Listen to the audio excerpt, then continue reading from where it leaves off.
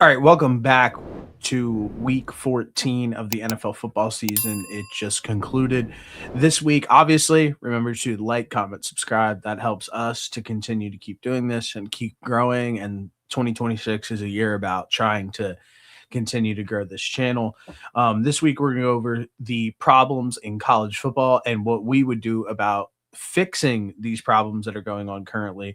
Best win, worst loss of the entire week. We're going to go over the season award overview, see who's sitting at the top currently and who could potentially snatch it in these weeks coming to end the season. And then we are going to go into the playoff overview, who's in, who's out, and another little exercise of who could potentially sneak in as well. And then we're going to go in the weekly Eagles check because Noah's an Eagles fan and they just continue to absolutely crumble, and it's hilarious to watch. And then we're going to go into who had the worst season of in the NFL, and I'm going to tell you why it was the Arizona Cardinals. I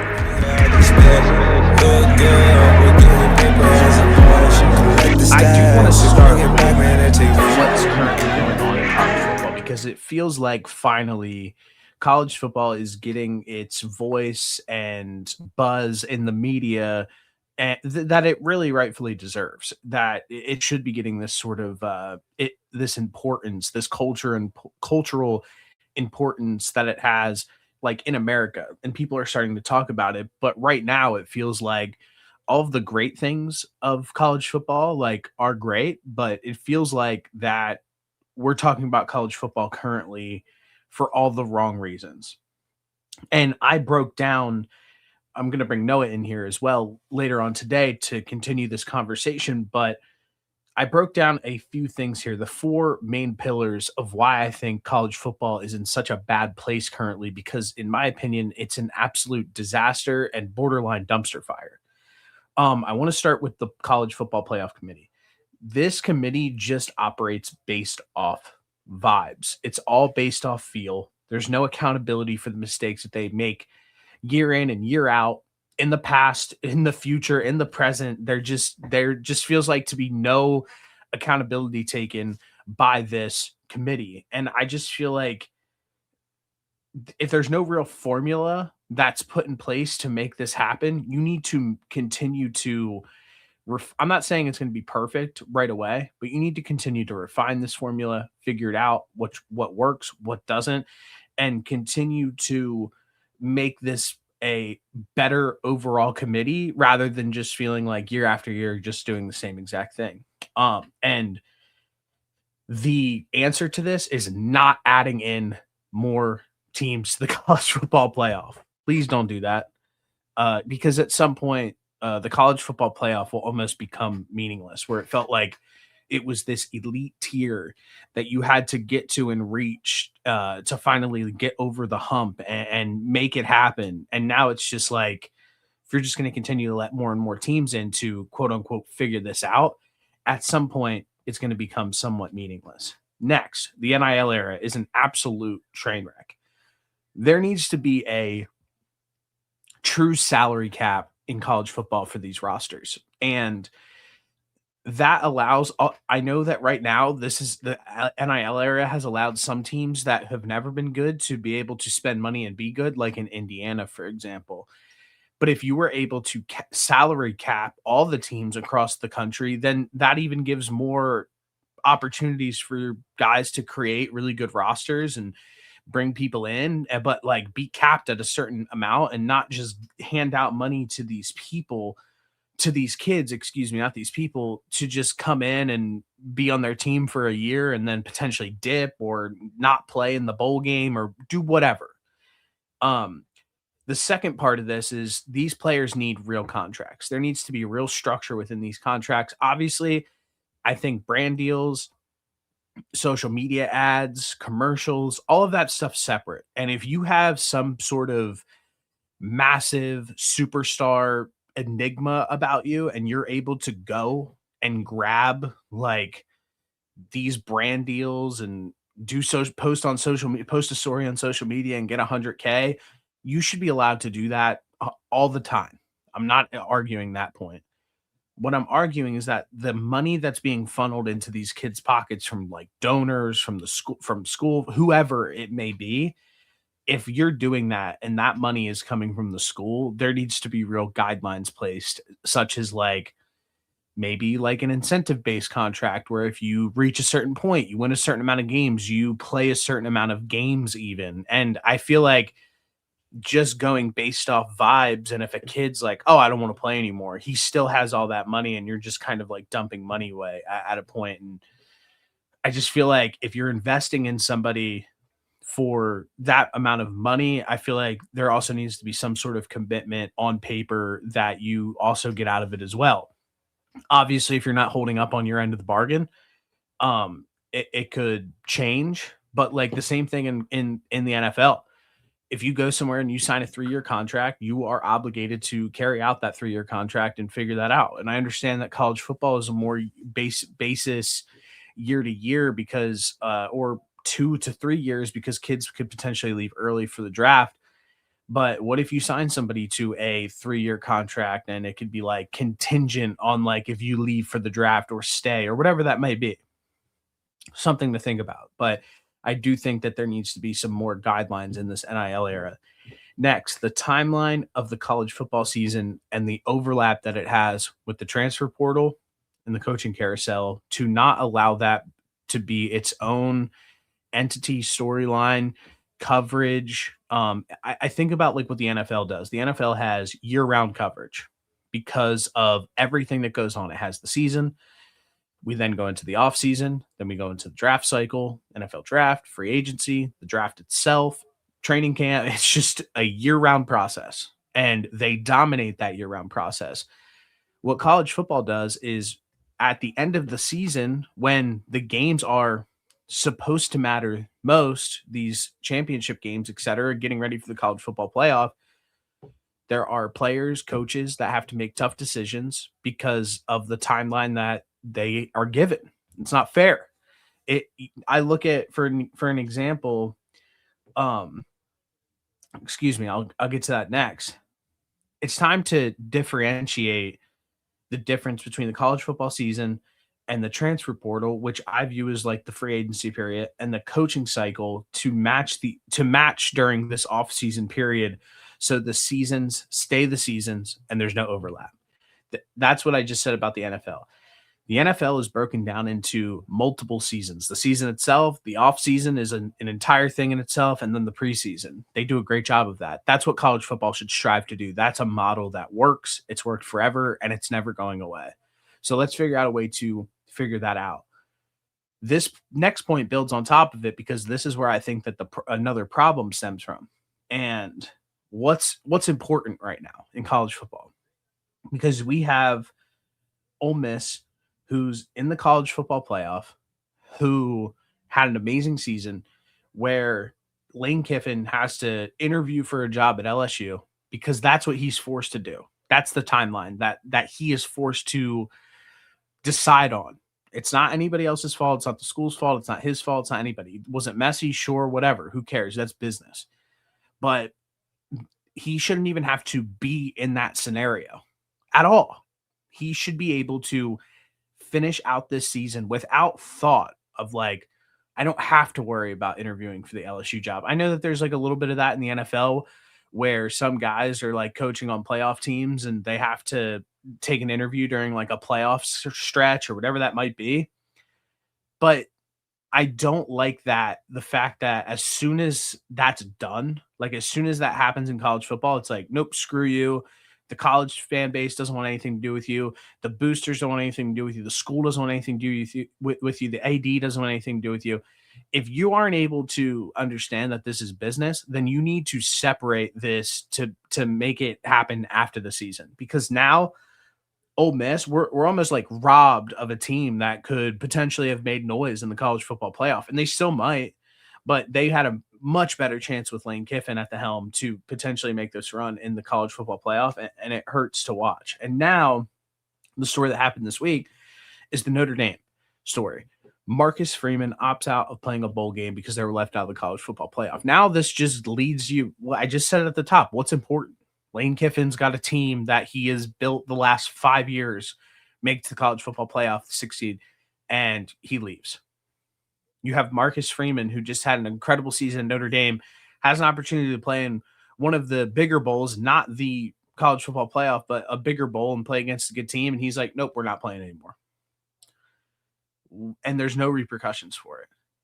So that enforces this point even more is like, what's the point of having these bowl games that are outside of the college football playoff if the biggest teams are just going to stomp their feet and not play in them if they feel like they were rightfully stripped or unrightfully stripped of their opportunity to play in the college football playoff from a committee who just goes based off vibes?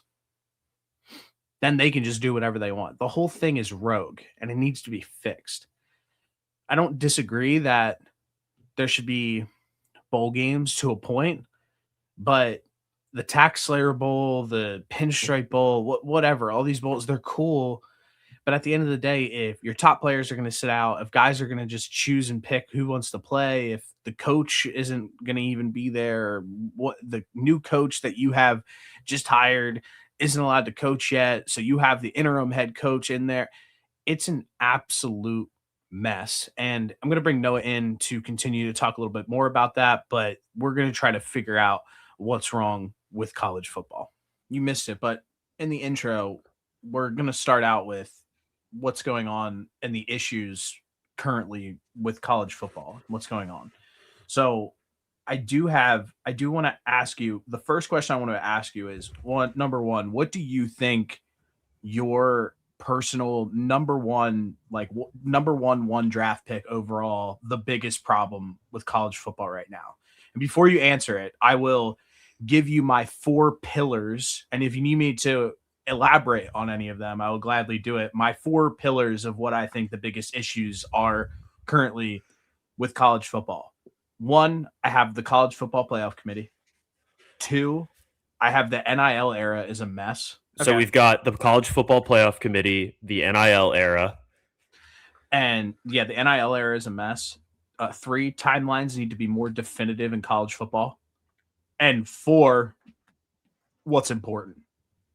And that one is a little open-ended, but I say that because as of right now, and I said this in the intro, like we are in an era of like college football where we have Lane Kiffin, who started building up an Ole Miss team for 5 years he was there. They finally get to a point where they're 6th in the college football playoff rankings. That could be that we could be potentially seeing that team make a run or not make a run, whatever. But to see somebody just jump ship, it's just like, okay, like if he can't win at Ole Miss, like, does it not matter? He needs to go do it at LSU. And the other reason why I said this, Matt, what's important, is the Notre Dame situation with Marcus Freeman, where they don't get in the college football playoff. They will be playing a good team, though. No matter what, they'll be playing in one of like the higher end bowls, and they pretty much just like stomp their feet, go home, and it's just like, okay, well, we have a coach that made a business decision, obviously, but it's just like, what's important in college football? Because is the college football playoff not that important to leave a team that you've had so much success with? And then on the other side of things, me and you've had countless conversations about these bowl games and how could they get fixed. And it's like, well, they really don't matter because any team and any player could just pretty much pull out at any single time without any sort of ramification for it. And I think those are my 4 pillars of what's currently wrong. So do you have a different one for your 1-1, or are any of those issues your current 1-1 with your biggest problems in college football? So I talk about this one specifically with my dad a lot. We talk about Penn State and then just the overall landscape of college football. And the one thing that is continual and one thing that I think at the end of the day, like, keeps coming back to me as like my biggest issue, I think it's the timeline of the transfer portal and for when coaches leave their respective schools and head elsewhere. I think that's my overall biggest issue with college football currently. So that was what I meant. Number 3, I put timelines need to be more definitive in college football. Yeah, that's my number one.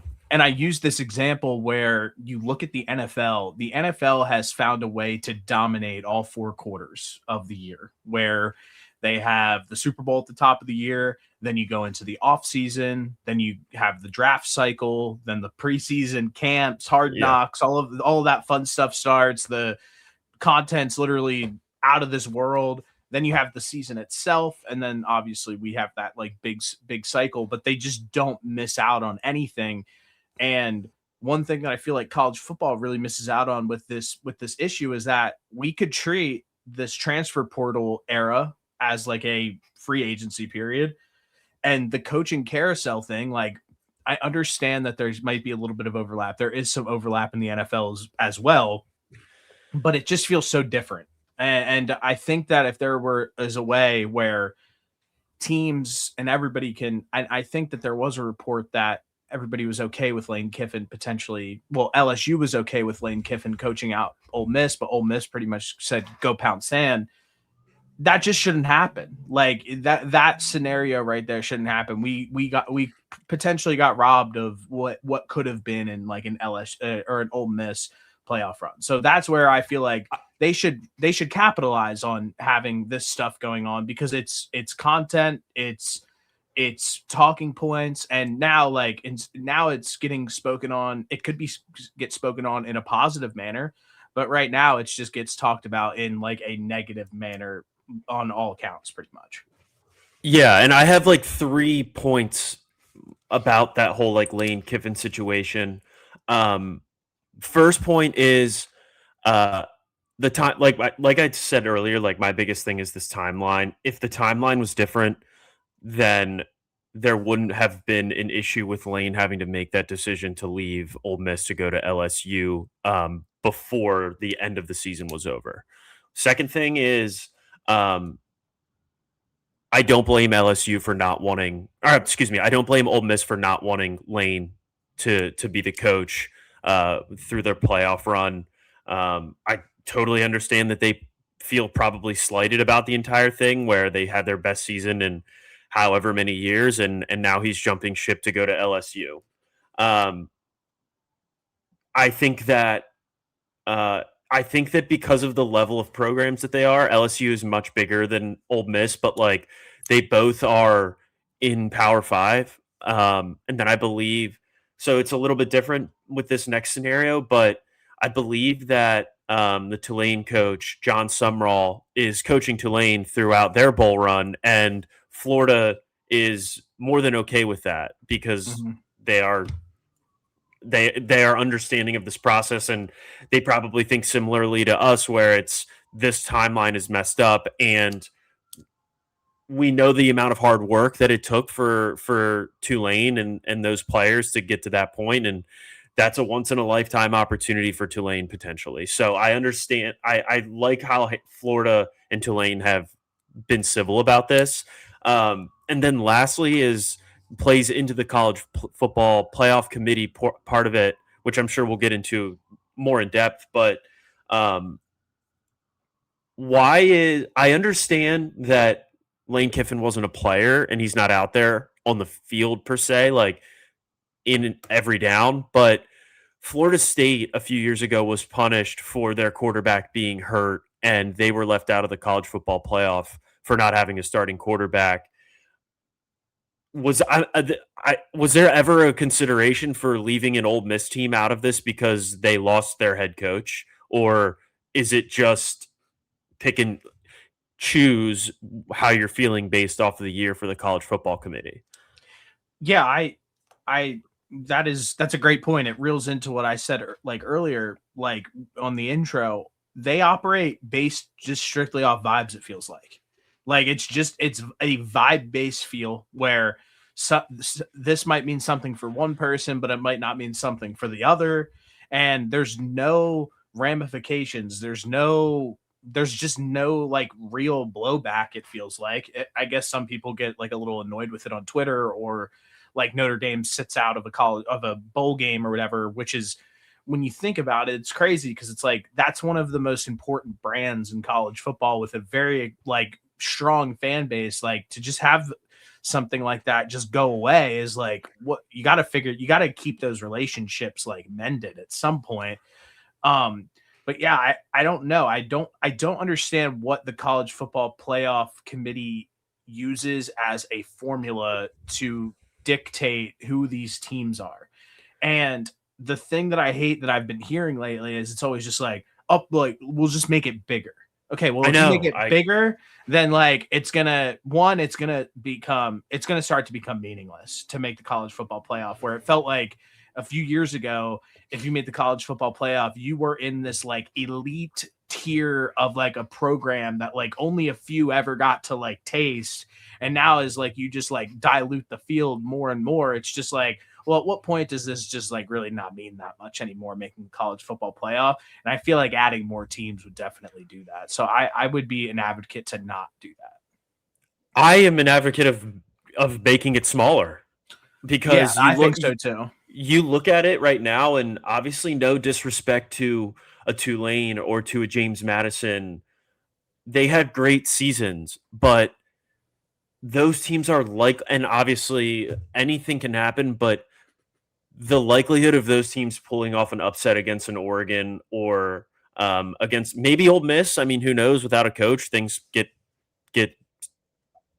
different. But like those two teams are gonna just likely be one and done. And it's great that they got there. Obviously, like hang your hat on a good season. Congratulations. And there should be recognition and there should be something deserving for those teams. But it's just a different level when you're going up against the big dogs. Well, I have an idea. Like this. I have an idea. Win the championship game, your conference championship game. That means something. And then go and win one of the big bowls. And that means something too. Just like it used to means like back in the day, not even back in the day, 5, 6, 7 years ago, however long it has been. Like that's like where it's like, what's important now at this point? Because you hit it right on the head. You're like, well, it would be nice to be able to like figure out a way that these teams could like get some sort of recognition. It's like, well, it's the college football as a whole that has stripped this down to the studs, where like everything pretty much means nothing unless if you somehow win that college football playoff championship. And if you don't do that, then like pretty much every other thing, including now the conference championship, like the Big Ten championship, whatever, is now essentially meaningless, quote unquote, for these games. One of the conference championships this past weekend was essentially pointless because neither one of those teams are in the college football playoffs as it stands. It was a great game. I loved watching it, but Virginia and Duke, neither one of those teams are college football playoff teams. And yeah, that's great for Duke, a team that probably shouldn't have even been in the conference championship to begin with at 8-5. Had a chance, or 7-5, had a chance to win the ACC, and that's great for them.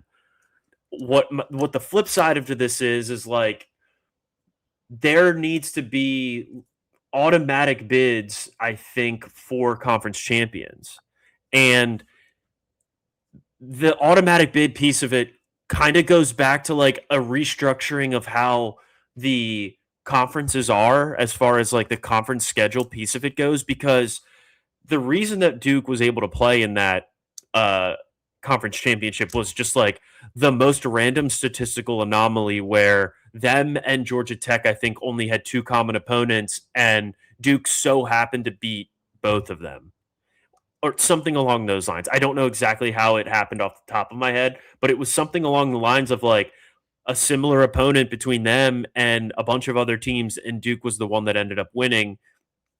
And so they were the second place team and played Virginia in the conference championship.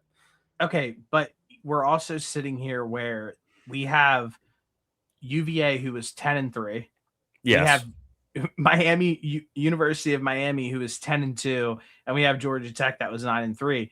Why does it get to a point where you allow it to go based off of like quote unquote like statistical anomalies And why at some point doesn't it just go based off of, okay, Pitt was 4 or I'm looking at their conference, like their record in the conference, let's say. Like UVA was 7-1 in the conference and 10-3 overall.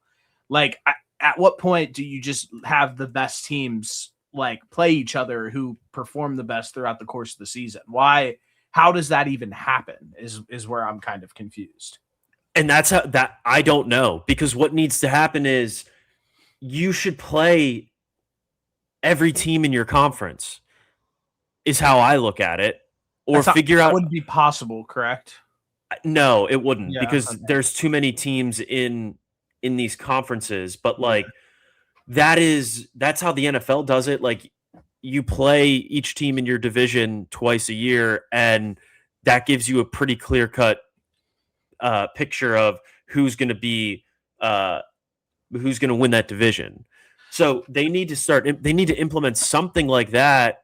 Or if they're not able to play all the teams in the division, instead of playing like, I don't know, let's just for like fun, like let's just look at like the University of Miami's like schedule here. And I understand that they're gonna have to play like some different teams every now and again, but they played, I don't even know what this school is. It's B-CU. I got it. I've got 45-3. Bethune-Cookman. They beat 45 to 3. Like we could probably take that game off the schedule and add like Virginia Tech or like another AC. Yeah, Virginia ACC Tech is school. actually on their schedule, but yes, another ACC school should have been added instead of a Bethune-Cookman. South Florida probably should be removed as well. So I definitely understand where you're coming from with that. Like stack up your conference opponents like a little more if you're just going to be playing some of these cupcakes. Yeah, I don't know, either that or I don't know what really has to happen. But like obviously, like the thing that I hated the most about all of this is like the reporter after the game, like talking to Manny Diaz, like give your case to the college football playoff and why you guys should be in. It's like, you have 5 losses. Like the fact that you're sitting there, like actually being like this is a tough team, like, but and I get it, like he has to play that character to a point, but at some point, like we shouldn't even allow like the reporter to look at Manny Diaz and be like, oh, like tell us why you should be in the college football playoff, because there's a 0% chance that you're going to make it. So that's another thing that like kind of bugs me a little bit. And I will say, like, I was rooting for Duke. Like, I wanted chaos in the small instance that they were to, like, I was rooting for them to win. I wasn't sure how it would pan out. And the odds of them making the college football playoff, even at winning, were like less than 0.1%. But I was rooting for that out of strictly chaos, because I want, in hopes of maybe the committee realizing how stupid this entire process, the decision-making process is on their end, where, yes, they did win their conference championship, but putting a 8-5 loss team in over a handful of other teams is just so ridiculous. And I wanted to see if they would do it. And they obviously didn't, but which, thank God, because that would have been, we would have been sitting here looking at the matchups for whoever Duke was playing, and it would have been a similar line probably to what we are currently looking at for James Madison, Oregon, or Tulane and Ole Miss. Like, those are 2 games where it's over a 3.5 score spread, 2.5 score spread, excuse me. That should never happen. And like you said, maybe condense a little bit and have those teams that probably like wouldn't have made it per se and put them at the top. But like if it was like a 4-team like college football playoff currently, like to see like, I don't know, or a 6-team, whatever it might be, like to see like Indiana just like consensusly like grabbing that 1 spot because they go and they beat like an Ohio State in the Big Ten championship, like that game, then like everybody in the world would have watched the Indiana Ohio State Big Ten championship game. But instead, no, I didn't pay too much attention to it. It was like on my side screen and I like looked over now and then. But I wasn't, there was a real there was no real implications of like what could have potentially made that game like extremely special and like a spectacle to watch.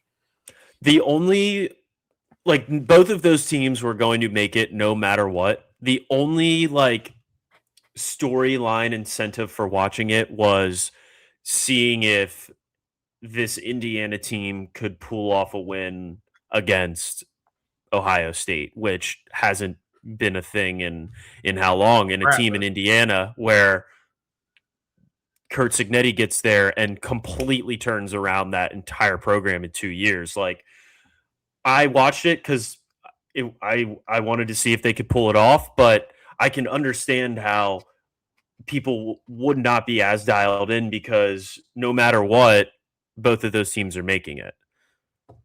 100%. One last thing before we get into like how we could maybe potentially fix this, if ever. I think that this NIL era currently is like really a train wreck. For a few reasons. I'm like we've gotten information about like there has been like some wide receivers who should have never even seen, who never saw the field at Penn State, getting paid like $500,000, like confirmation, and that's probably happening at schools all across the country. So really what I want, I think there's a difference. If you are a star, if you're if you're a good looking dude who's on the football team, who like has like fucking 50,000 Instagram followers, and you're on the football team, but you get no tick, but you can like Tate Martell, but you can go and grab like a brand Abercrombie and Fitch deal.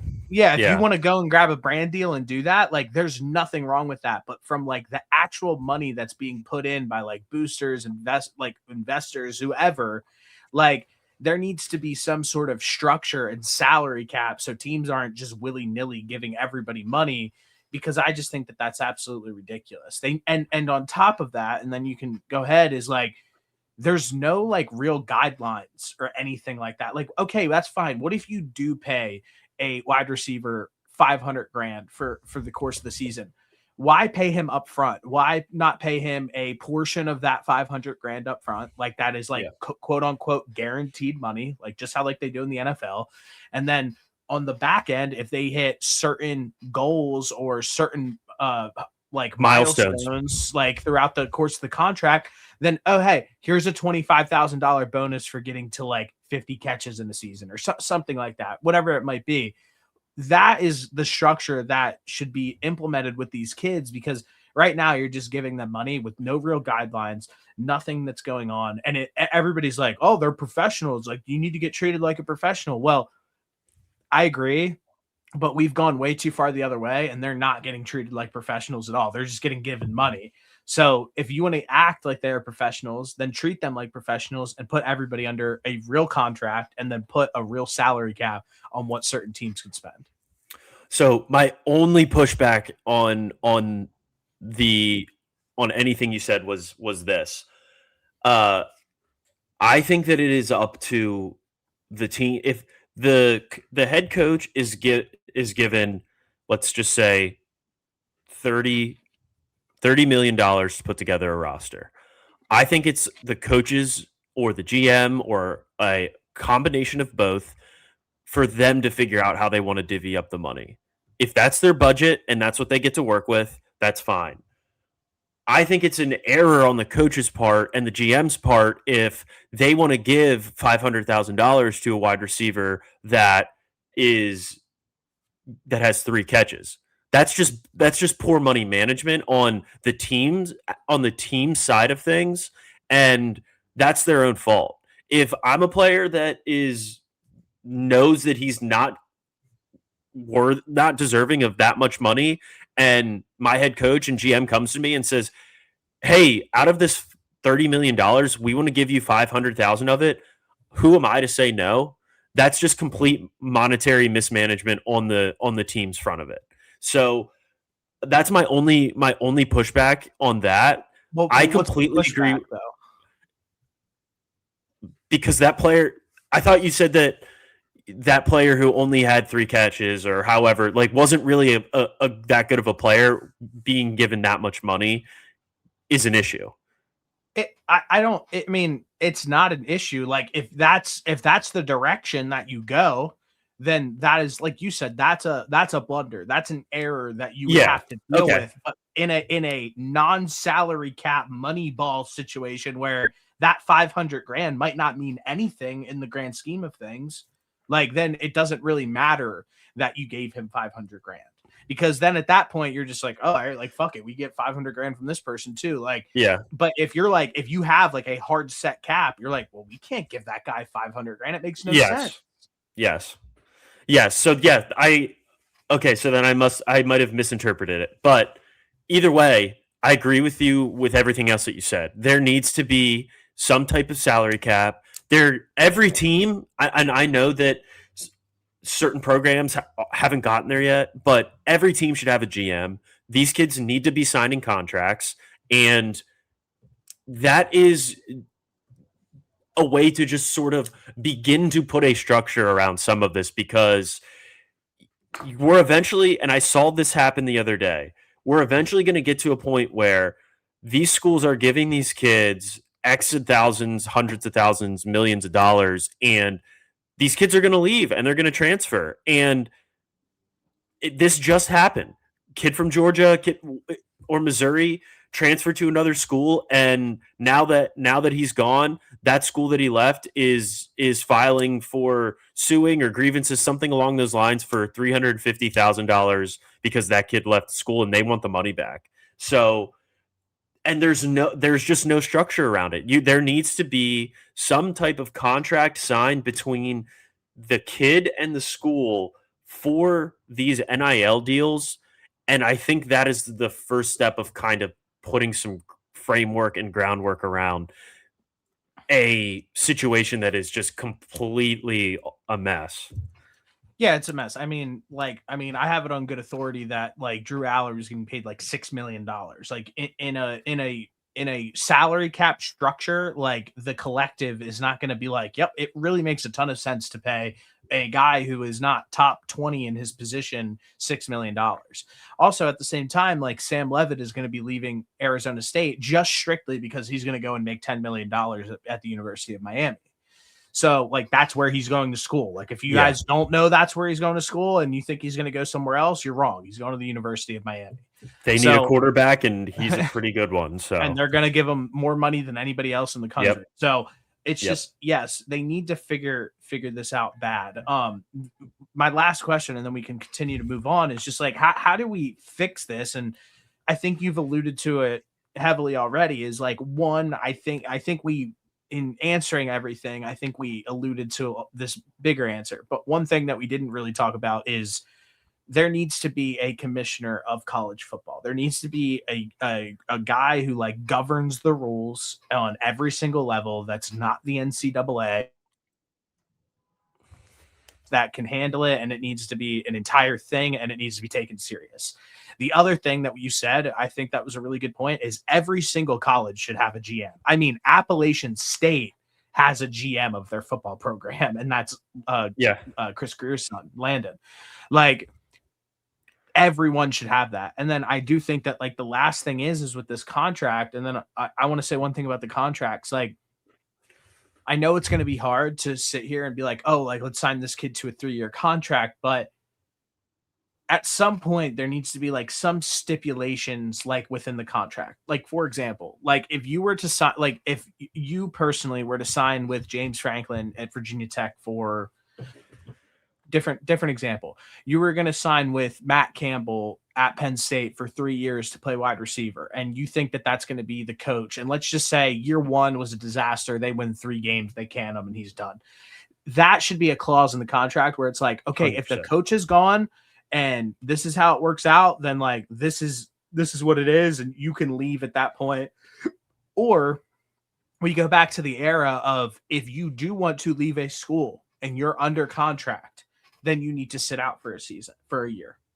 Like that was the most clear cut, correct decision, like of what to do. And like looking back on that now, it just made all too much sense. And getting rid of that has like made this way too roster shifty, weird, like there's no there's legitimately like no tradition anymore. You never know who's going to be on a team year in and year out. Yeah. Like when like 5 years ago, you knew a quarterback for like 2-3 years while he was there and he built himself up. And now it's just like a crapshoot every single season.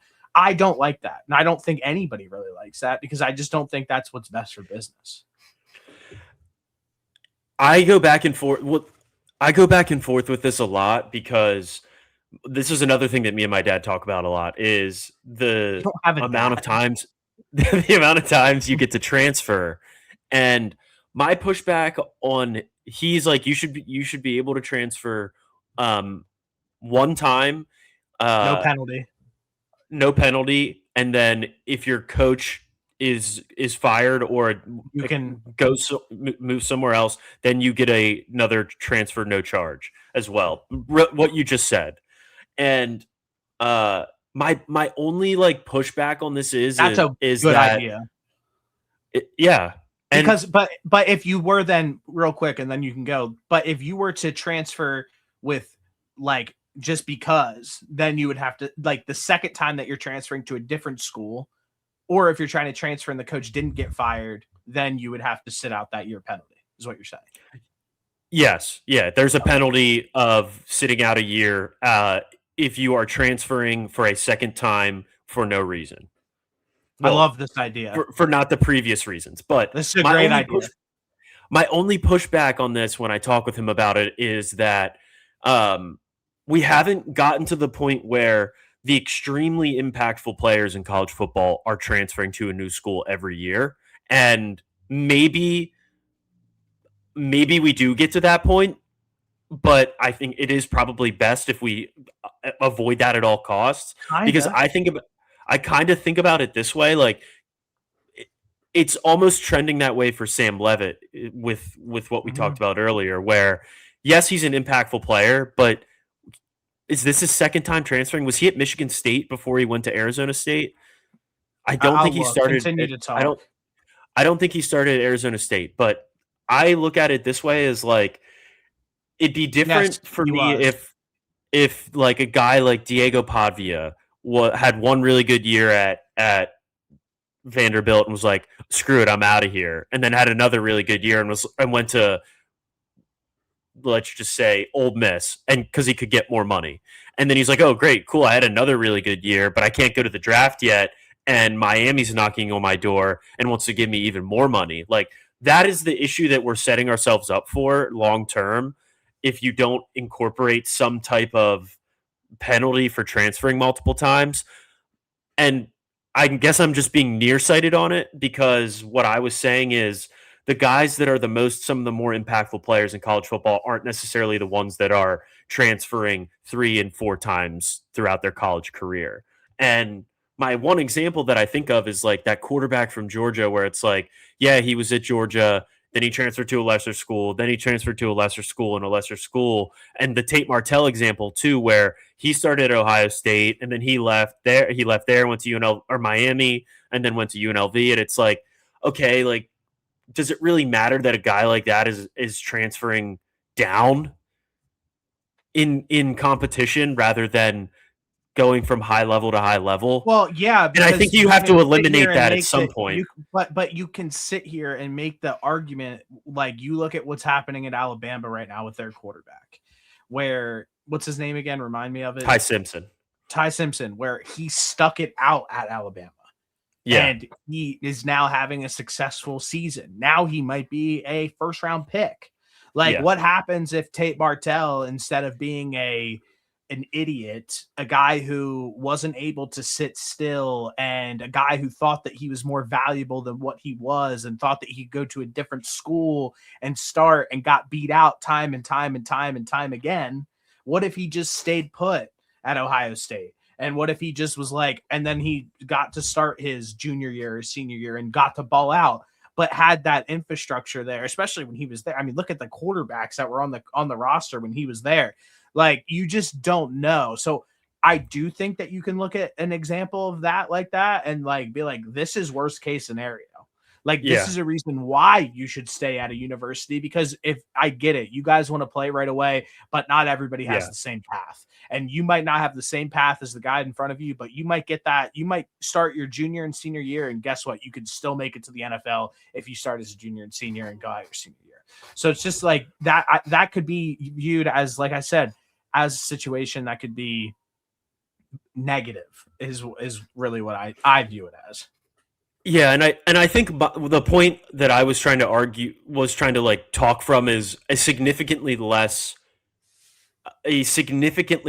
issue than the alternative of a guy like Diego Pavia being one of the best players in college football, just jumping from school to school 3 different years. I think that is significantly more harmful to this sport than a guy transferring from Georgia uh, to Rice to UTSA, right? Like that is you want to avoid that, but you can't like pick and choose necessarily what battles you want to win when it comes to like making sure that there is guidelines to the transfer portal.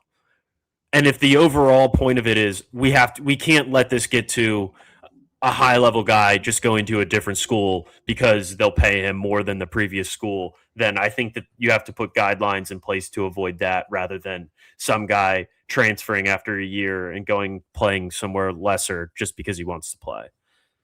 Yeah, and I listen, I understand that you're really gonna want to play, and everybody's gonna want to play, and you obviously think that you can play at that elite level, so you want to go improve it, but you just never know, like I said, your possibility and your route that you could take in college football. So I think having a governing body to kind of put like I just can't imagine like the people in these when I was 18 to 20. I mean, shit, I'm about to be 29 at the end of the month. I'm a fucking idiot now.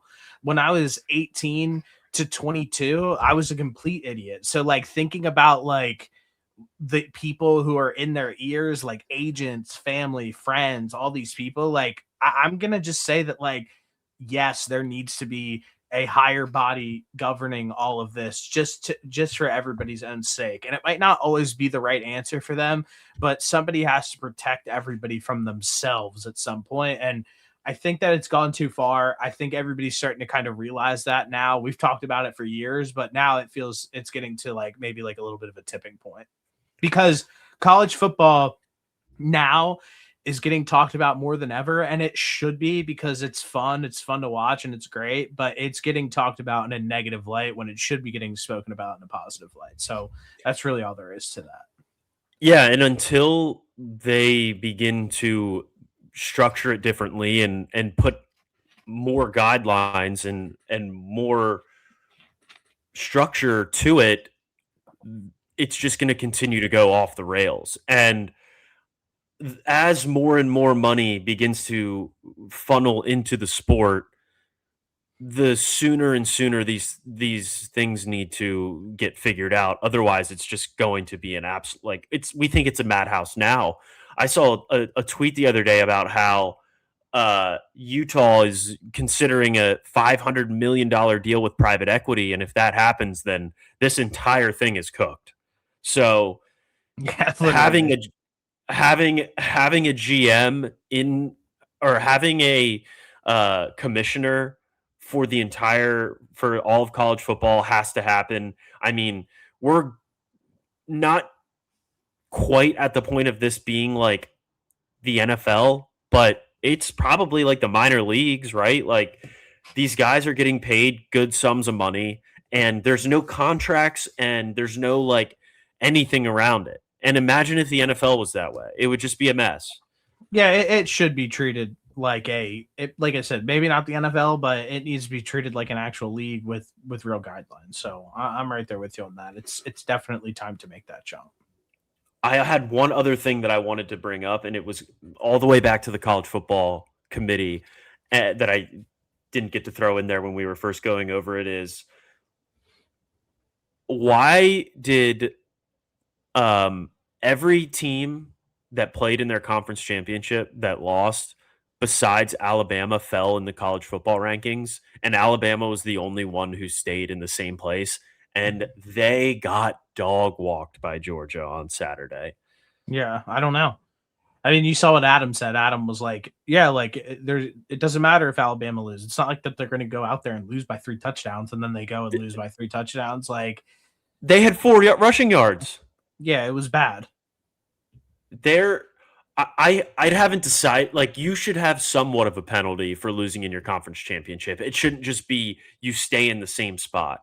I'm sorry. Well, they go based off vibes. We covered. They do. We said that. We They said that best, and they clearly had Alabama in there no matter what. All right, let's continue on here. Let's go into best win, worst loss of the week, and I'm going to start with a little bit of a headline more than anything. It is the Houston Texans and the Chiefs dynasty on prime time, 20-10 at Kansas City in the hostile environment where their season ended last year, and they came out and won the game.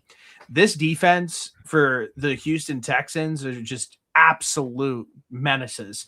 8 QB hits, 2 sacks, 7 pass deflections, 3 interceptions, countless drops in big spots. And it really started with when Petrie came so hard downhill at Rashee Rice. And I thought Rashee Rice like broke his back when he fell. Like when he hit the turf, he hit hard. He flipped over for a second. I think he probably just got the wind knocked out of him. Then he got right back up. But I was like, when he first got hit, I was like, oh, Rashee Rice just got paralyzed from Petrie. It was like when Brian Dawkins hit Algie Crumpler. Like, do you remember that hit? Like, it was like 2003 or some shit. Like, I was like, oh my gosh, he crushed him. Dude, Jalen Petrie hit Rashee Rice as if Rashee Rice weighed 106 pounds. Sent him. He crushed him. From there, though, it felt like the receivers' heads were on a swivel for the remainder of the game. There was multiple big drops by Travis Kelce, by Hollywood Brown. Rashee Rice dropped, I think, 2 more passes after that hit, where they just knew no matter what, they were coming downhill and they were getting cracked. And that's really what I felt was the big difference maker in all this, because obviously the Chiefs defense, hats off to them. They played insane, and they were just making everything happen. They couldn't block them. It was terrible. But the difference is that CJ was under the same duress as Patrick Mahomes was, and CJ made all the right plays. So shout out to CJ Stroud making all the right plays. It wasn't pretty, but he made all the right plays, did his thing, and his receivers didn't let him down.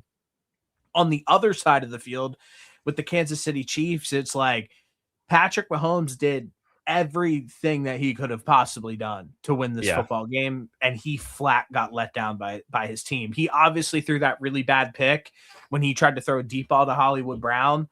But outside of that, I mean, he pretty much made every single right play, and it wasn't enough. And as a habitual Chiefs hater, wow, that felt amazing to watch the other night. I bet the Texans money line. I bet it out. I tweeted it out, excuse me, put $100 on it because I felt pretty good about it. And they obviously went out and won. So what a win by the Houston Texans to really solidify themselves to probably pretty much be firmly in the discussions to make the playoffs, and pretty much ending any chance that Kansas City had to make the playoffs this season.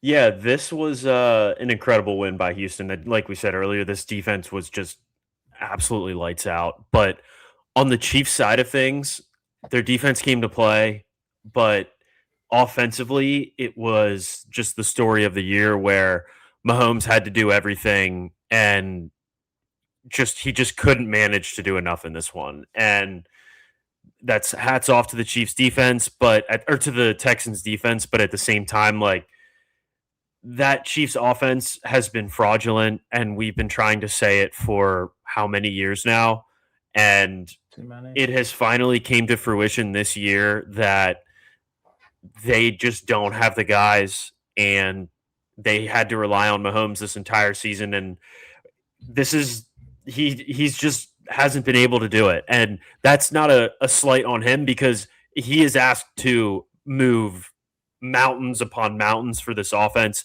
to even look somewhat functional, and he's done a good job of it at times. But when you go up against a defense that is as lights out as this Houston Texans defense is, there's going to be a point in time where it it's game over.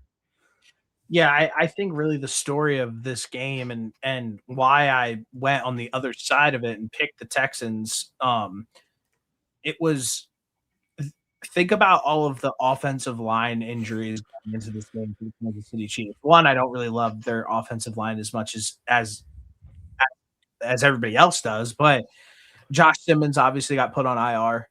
Juwan Taylor's gonna miss some games because of his tricep and his ankle. Trace Smith is out. Wanya Morris literally goes down in the first play of the game, who was stepping guys. And it was just like going into it, it was like, well, being down all of your guys, like obviously, like your offensive lineman against this defense out of all defenses, you're just in a bad spot. And then to start the game, obviously, Wanya Morris goes down with an injury, and then the next defensive possession, Trent McDuffie goes down with an ankle or knee injury. I forget off the top of my head. He hyperextended his knee. I'm seeing here.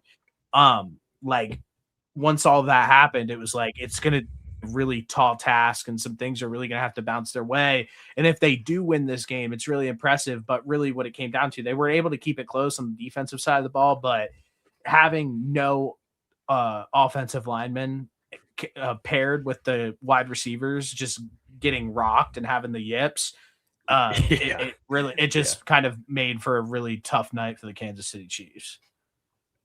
I mean, I guess against a lesser defense, this Kansas City Chiefs team might have stood a chance. But when you're down 3 offensive linemen and then the first drive, the immediate backup gets injured and is out for the entire game, like you have to do something incredibly special coaching wise. And you have more so been highlighting this is just that Andy Reid has lost his fastball, and I think there was only so much that they could have done offensively to even mitigate some of the pressures and some of the issues that they had blocking. But being down 4 guys, 5 offensive linemen, just it's almost an impossible task to come back from against a defensive line and a defense that is as good as this one. Yeah, it's interesting. The Chiefs are officially, and we've talked about it the last few weeks, but it's just because I knew that this was how it was going to play out. They're just in a really interesting situation right now where it's like they have done so much to try to like figure this out, but at some point, like you said, like I get the offensive line situation is what it is. Like you have to figure that out. They haven't been able to figure out the offensive line in some years, but I would argue that like the rest of the team around them is decent. It's not terrible. You see what the defense can do on a week to week basis. Like at a point, like it's like, well, the offense has to do something. And I just really think that has to come down to coaching at some point and them not having the correct game plans going into the week, because there's no reason on earth why I don't think their run game will be good no matter what, just because of the talent in the running back room. But there's no reason why Patrick Mahomes, Rashee Rice, Hollywood Brown, Xavier Worthy can't figure something out. And I'll add Travis Kelce in there as well, even though he's a little bit older. But he was playing well at the beginning of the year. You're talking about that's Rashee Rice obviously got taken later in a draft, but he's really good. And then you have Hollywood Brown, who's a former first-round wide receiver. You have Xavier Worthy, who's a first round wide receiver. Like there's enough talent there to be able to try to figure something out, but I just don't think that they have the right people at the helm currently to make this happen. But yeah, I think that this offseason is going to be extremely interesting for the Kansas City Chiefs. I think it'll probably be the most intriguing one of the NFL. I'm looking at it right now. The way that it currently stands, they have the Chargers next up week 15. They're all but eliminated at this point. I mean, if they win, they're at a 19% chance to make the playoffs. If they currently they're at 12%, and then if they lose, they're pretty much out. So The playoffs for the Kansas City Chiefs are bearing a miracle, not in the cards this season. So Chiefs fans, hate to break it to you, but you're going to have to start looking. You better get those mock drafts ready. Yeah, get the mock drafts ready, and I think that it might I think that they're obviously it's inevitable. I mean, there are people that are going to be retiring this season. Travis Kelce's going to 100%. retire. I don't know who else on that team who could potentially be older that maybe could step away after this dynasty run. And I really do think that this is Andy Reid's last year in the NFL as a coach. So we'll obviously see how that plays out though, in this offseason. It was a great run. I mean, they were one of the best teams in NFL history for a stretch of however many years. But all good things must come to an end, and it looks like the end is here. It is here. Do you have a best win of the week? I do. My best win of the week is from Thursday night, actually. The Lions versus the Cowboys. This was a win or go home, basically, game going into the week. Some things happened over the weekend that didn't necessarily close the door for the Dallas Cowboys, which I was hoping. But they are still alive, but I think the Lions needed this game, and this was an opportunity that the Cowboys could have come out, and they were playing some great football leading up to this game, one of the hottest teams, but there was just no answer for Jahmyr Gibbs. And I was looking into it because it feels like he scores 3 touchdowns every single week. I was looking at the potential at the line for offensive player of the year, and I think it's just I didn't even realize it. I knew that Jackson Smith-Njigba was having a good season, but I looked up his stats again, and he's just going absolutely outrageous. But Jahmyr Gibbs is having a great year, and he found the end zone 3 times again. There's just no actual answer for him. So my question for you is you obviously I have a little bit of a segment in about today about the season awards. So let's hold on to that conversation. Remember that for later on. Okay. Yeah, I mean, I have Jahmyr Gibbs in fantasy. It's awesome. He's amazing. I have the first round bye in playoffs because of him. But yeah, I mean, great game. For everybody that was I mean, the Cowboys situation is just obviously George Pickens had a bad day at the office, and then everybody's this is exactly what we were talking about with George Pickens. He didn't snap for 12 weeks straight or 13 weeks straight or something like that, and everybody's this is the Pittsburgh Steelers George Pickens everybody was talking about, and it was just what a reach. Jackson Smith-Njigba went out 2 weeks ago and had 2 catches, and nobody said a word about anything about that. He was low effort. They just had him in a box, and CD Lamb was absolutely balling, and that happens from time to time. So I don't understand what the conversation was there. But yeah, I mean, awesome. It was a very fun game to watch, and like I said, I have Jahmyr Gibbs in fantasy. So we were texting about it in the group chat before the game started. It was this could be an all-time props game, and I mean, the obvious ones were George Pickens and CD Lamb and anything Jahmyr Gibbs, and then probably an over. But there was a piece of us that was well, we're also due for a dud, and we just didn't even get anywhere close to a dud. I mean, if you had George Pickens dudded, yeah. He did. I was just going to say, if you had George Pickens in any of your bets, you probably weren't the happiest of campers with his performance. But if you are one of those people that were on social media complaining about this George Pickens game, then you can honestly fuck off, because this guy has been the second best wide receiver in the NFL this season. Yeah, there's certainly, and if you don't think it's second, he's easily within the top 3 to 4. And I hate defending the Cowboys like this, but he has shown more effort and better play more consistently throughout this season than any time that he would have had in Pittsburgh. And newsflash for everybody is none of the numbers that he put up this season would have taken him 20 years to get to where he's at in Pittsburgh.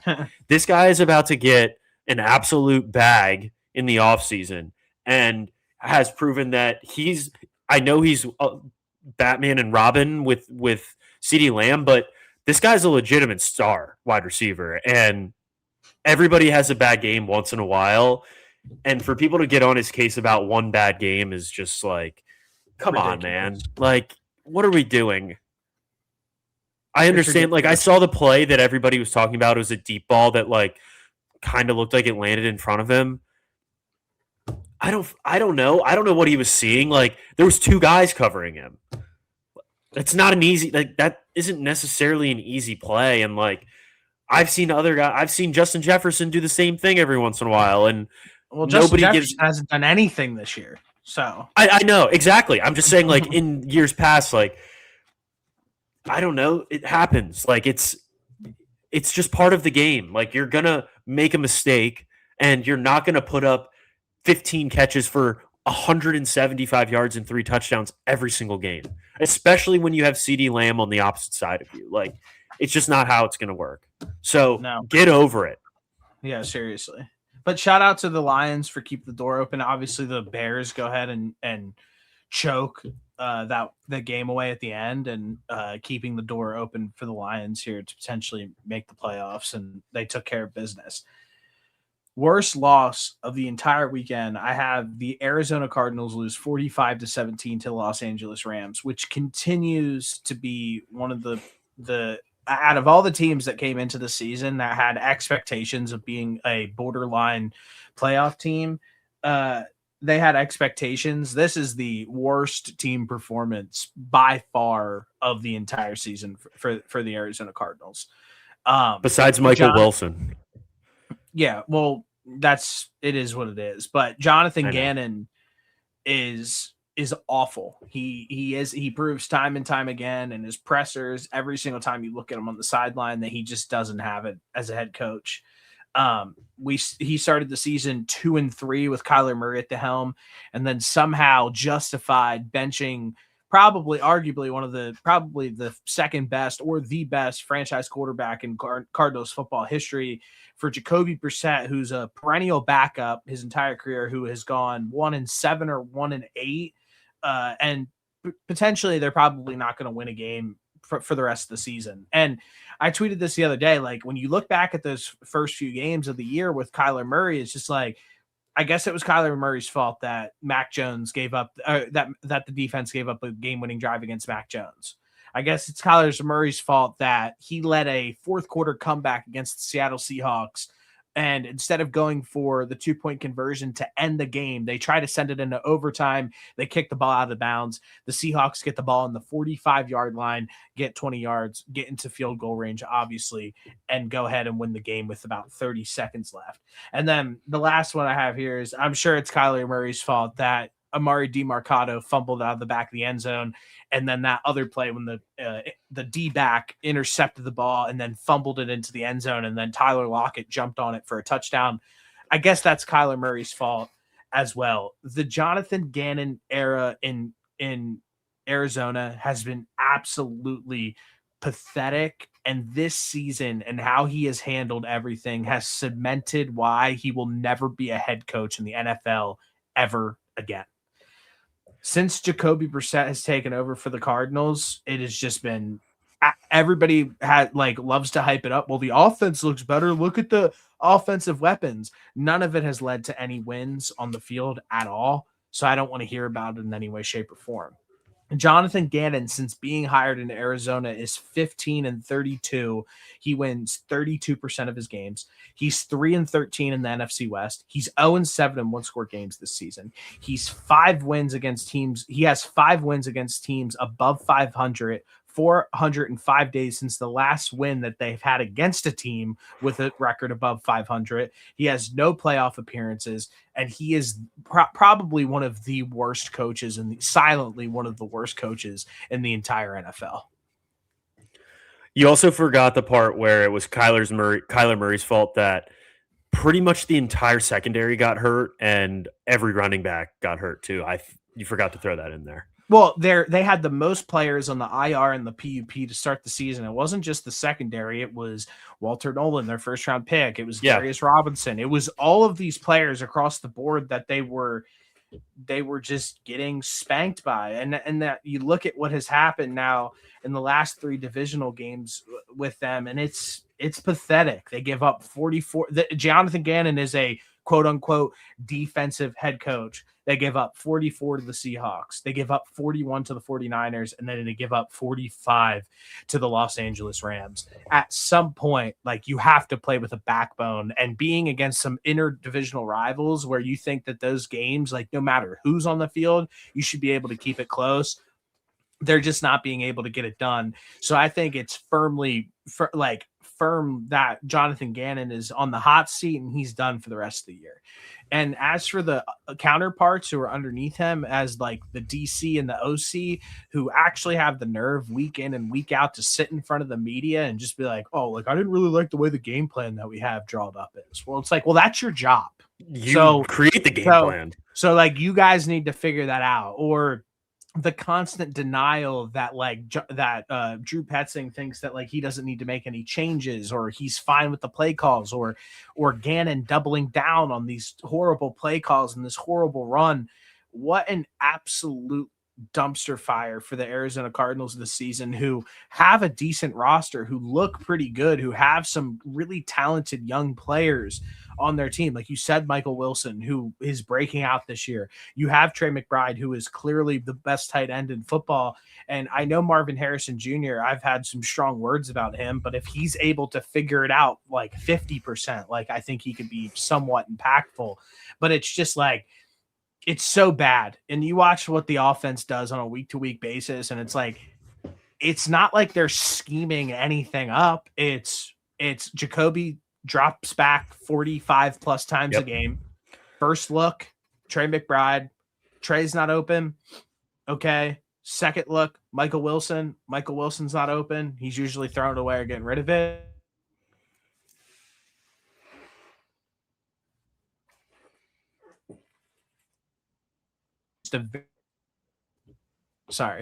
It's just a very straightforward offense where he's just, if you drop back 45 plus times a game, like, yeah, you're going to have some pretty decent passing stats, like, no matter what. So an absolute F- by the Arizona Cardinals this season. It's brutal to watch.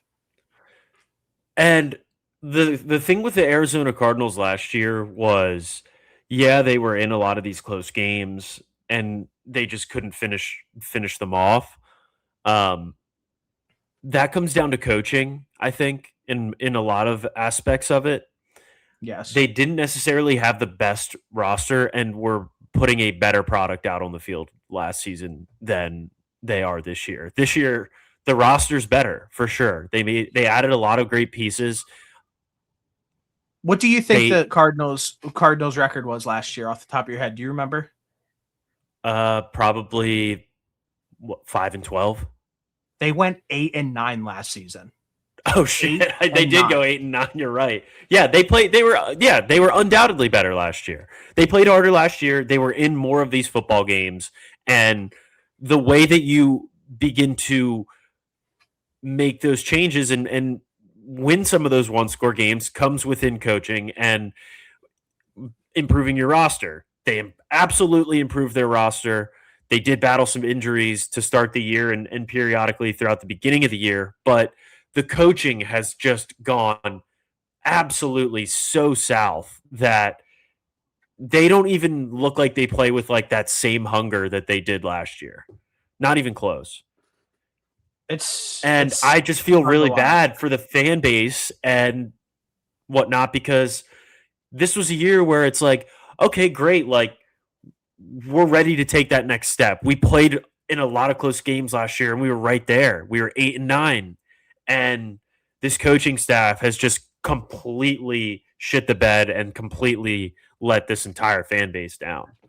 I think it's a fireable offense, no matter what you think about Kyler Murray. I think that you're absolutely an idiot if you think that they don't have a better record if you bring Kyler Murray back against the Cowboys and for the rest of the season. I think it's undoubtedly they finish with a better record. So you're sitting here, and that alone is a fireable offense to make the decision as a coaching staff to say, Jacoby Brissett gives us the best chance to win this season moving forward.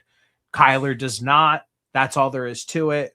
We're benching Kyler. I know that they haven't outwardly said that, but I mean, it is clear as day. Kyler was practicing again for the week up against the Cowboys and was slated to play. And then they obviously go last second. They bench him, move him back to IR because of what his agent said or whatever to kind of make the optics look a little bit better. And also on top of that, that's a business decision that the Cardinals made as well. So is everybody else to sit there and say, well, this is a situation that like the Cardinals, or Kyler Murray just wanted to save face. At the same time, at the start of next year's the league date start next year, if Kyler Murray is not healthy, the Arizona Cardinals would owe him an absolutely astronomical amount of money. So they want to make sure that that guy is healthy and can pass the physical, and there was no football related injuries during this football season. So one, that they don't have to continue to keep him on this roster and have to pay him a ton of money. If he's healthy, they pay him a little bit less amount of money, something a little bit more that you can kind of digest. And this is the exact same situation that happened, like, for example, like 2 years ago with Daniel Jones on the Giants when they inevitably cut him and he went to the Vikings. This is the same thing that happened with Russell Wilson on the Broncos when the Broncos wanted to continue to keep him healthy and they inevitably cut him as well. I think the only thing that's different about this is I think that the Cardinals lucked out a little bit of what potentially could be the quarterback market like moving forward. So I just wanted to say also, like, during this is like, what's next for like the Kyler Murray future? And I think that, like, if you look at the free agents who are available this offseason at quarterback, it's like Daniel Jones, Jimmy Garoppolo, Aaron Rodgers, like no one's Mitch Trubisky, no one's special in any way, shape, or form. No, Mac Jones is under contract next year too with the 49ers. Fair. So like Kyler Murray automatically becomes like a little bit more of a hot ticket than like I originally anticipated, just strictly because of the Daniel Jones injury that happened with the Indianapolis Colts. Yeah. And the Indianapolis Colts are a team that historically have continued to take dart throws at the quarterback position. They traded both first-round picks for Sauce Gardner this upcoming season, so they obviously aren't going to be a team in a position to take a quarterback. Anthony Richardson's a disaster. They just signed 44-year-old Phillip Rivers off the street. Crazy. And now the fact that Daniel Jones tore his Achilles this late into the season, he's not going to be ready for next season. And I think that this is the clear and only target for the Arizona Cardinals this offseason to get a deal done with to move off of Kyler off this roster. And I think it's with the Indianapolis Colts. I think that if I'm Kyler Murray, I'm knocking on the door telling them do that this second. Yeah. That'd be by far the best situation I think that Kyler Murray would have been in his NFL career. He's going to a team with an established run game, with some pretty good weapons offensively, and the Cardinals defense is probably better, but a pretty decent defense and an actual good play caller in Indianapolis. So if I'm Kyler Murray, I'm begging them to make that deal so I can get the hell out of Arizona. I want to say one other thing too. That Arizona Cardinals Cowboys game that the Cardinals ended up winning was the start of their downfall, because that was the game that gave them false confidence that Jacoby Brissett was the answer for the rest of the season. Yeah, I mean, they benched him that week. They go out and win the game, and they're like, "Yep, this is our guy. We told you this is our guy." Like blah blah blah. But it's bad. As for Kyler and the teams that would potentially make sense, I've like looked at it, and I think the Raiders could potentially make sense, but they're going to be picking at the top of the draft again. So I'm going to just assume that they'll take one of these rookie quarterbacks who are coming out this year. the other side of things as well is like the Minnesota Vikings. I just think that there's meat on the bone with the JJ McCarthy situation that I think that they're going to try to figure out at some point, even though he's so up and down. The New York Jets, another team who people have like kind of like paired with Kyler Murray for whatever reason.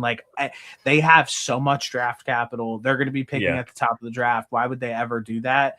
And the one that I think that could also make sense outside of the Colts situation is I do low key think that it could be a possibility that he could go to Atlanta.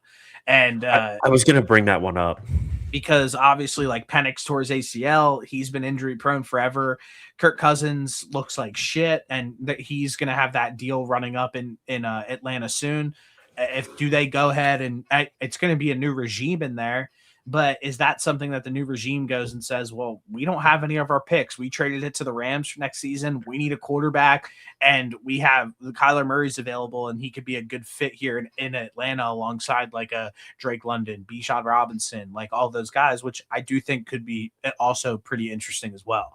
So I think the two teams that he could end up landing on could be way better situations for him, like long term. I know previously you've mentioned the Steelers. Is there a reason that you left them off? Like, what is are they no longer on your list? I just don't see it. I don't see the Steelers. I think the Steelers are going to be under like a big reset, but they're so bad, like across the board. It's like adding a Kyler Murray into this situation is not going to slap. They have tried to makeshift this quarterback position for the last like 10 years since 2016 when washed up retired Big Ben was there, that it's like, now what? Like, we're going to just go and like take we just traded for Justin Fields and didn't work. We signed Justin Fields, didn't work. We signed Russ, it didn't work. We got Aaron Rodgers, it didn't work. Like, what makes you think that we're going to get Kyler Murray in this work as well? It works. Like, I think that's where like the owner would come in and say, we need to reset this thing. So, and also if I'm Kyler Murray, I don't want to go to Pittsburgh like at all. I don't think that would fit him well. The outside, being in Pennsylvania, in Pittsburgh, like one of the worst cities in America, like go to Indianapolis, play in a dome with some really good players, go to Atlanta in a dome and play with some really good players. I just don't think that the Pittsburgh Steelers have any sense of a good roster. Why would you want to go there and play? But that's just me.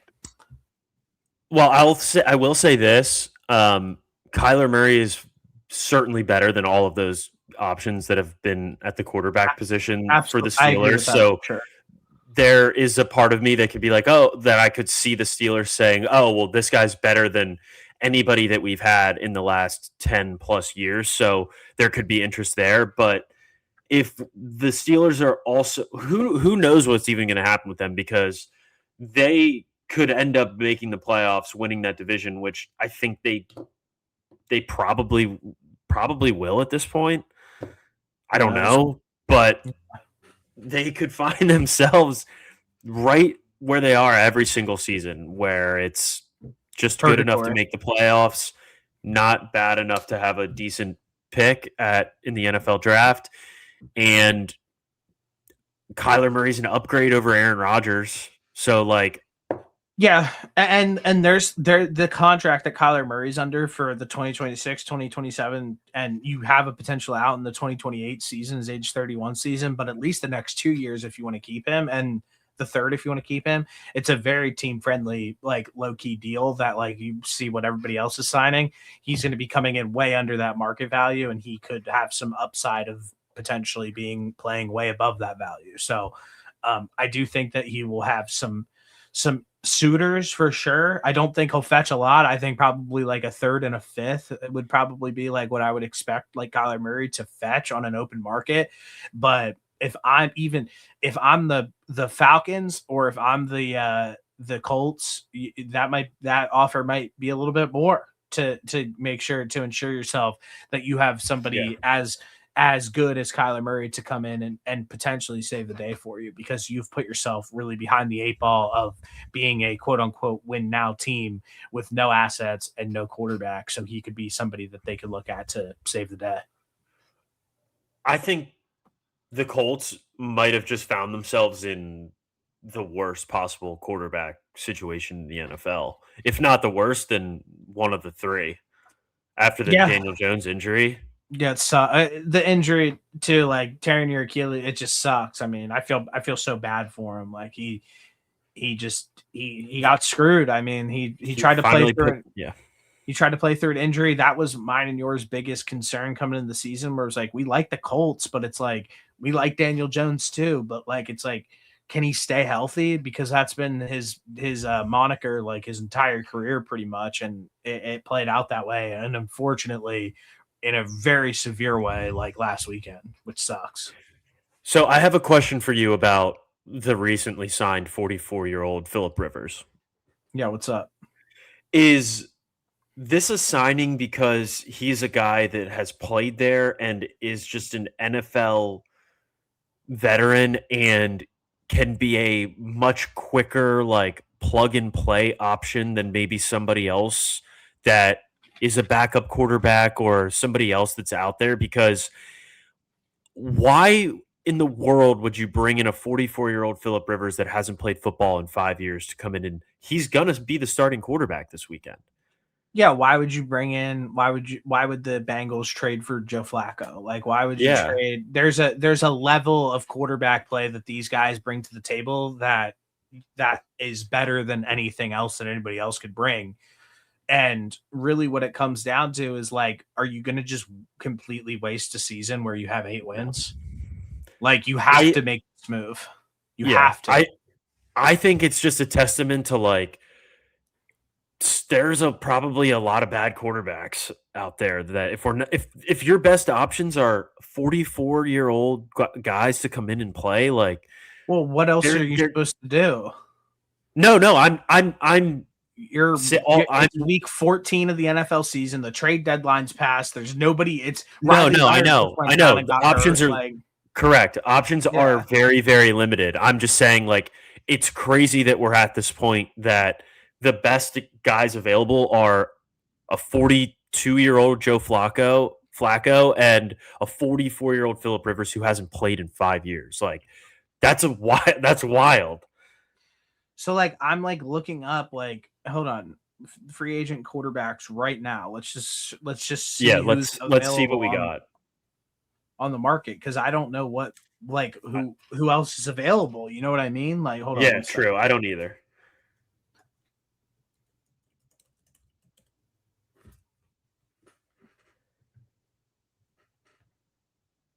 Um, Taylor Heineke, Nate Sudfield, Clayton Tune, Doran Thompson Robinson, Bryce Perkins, Colin Kaepernick.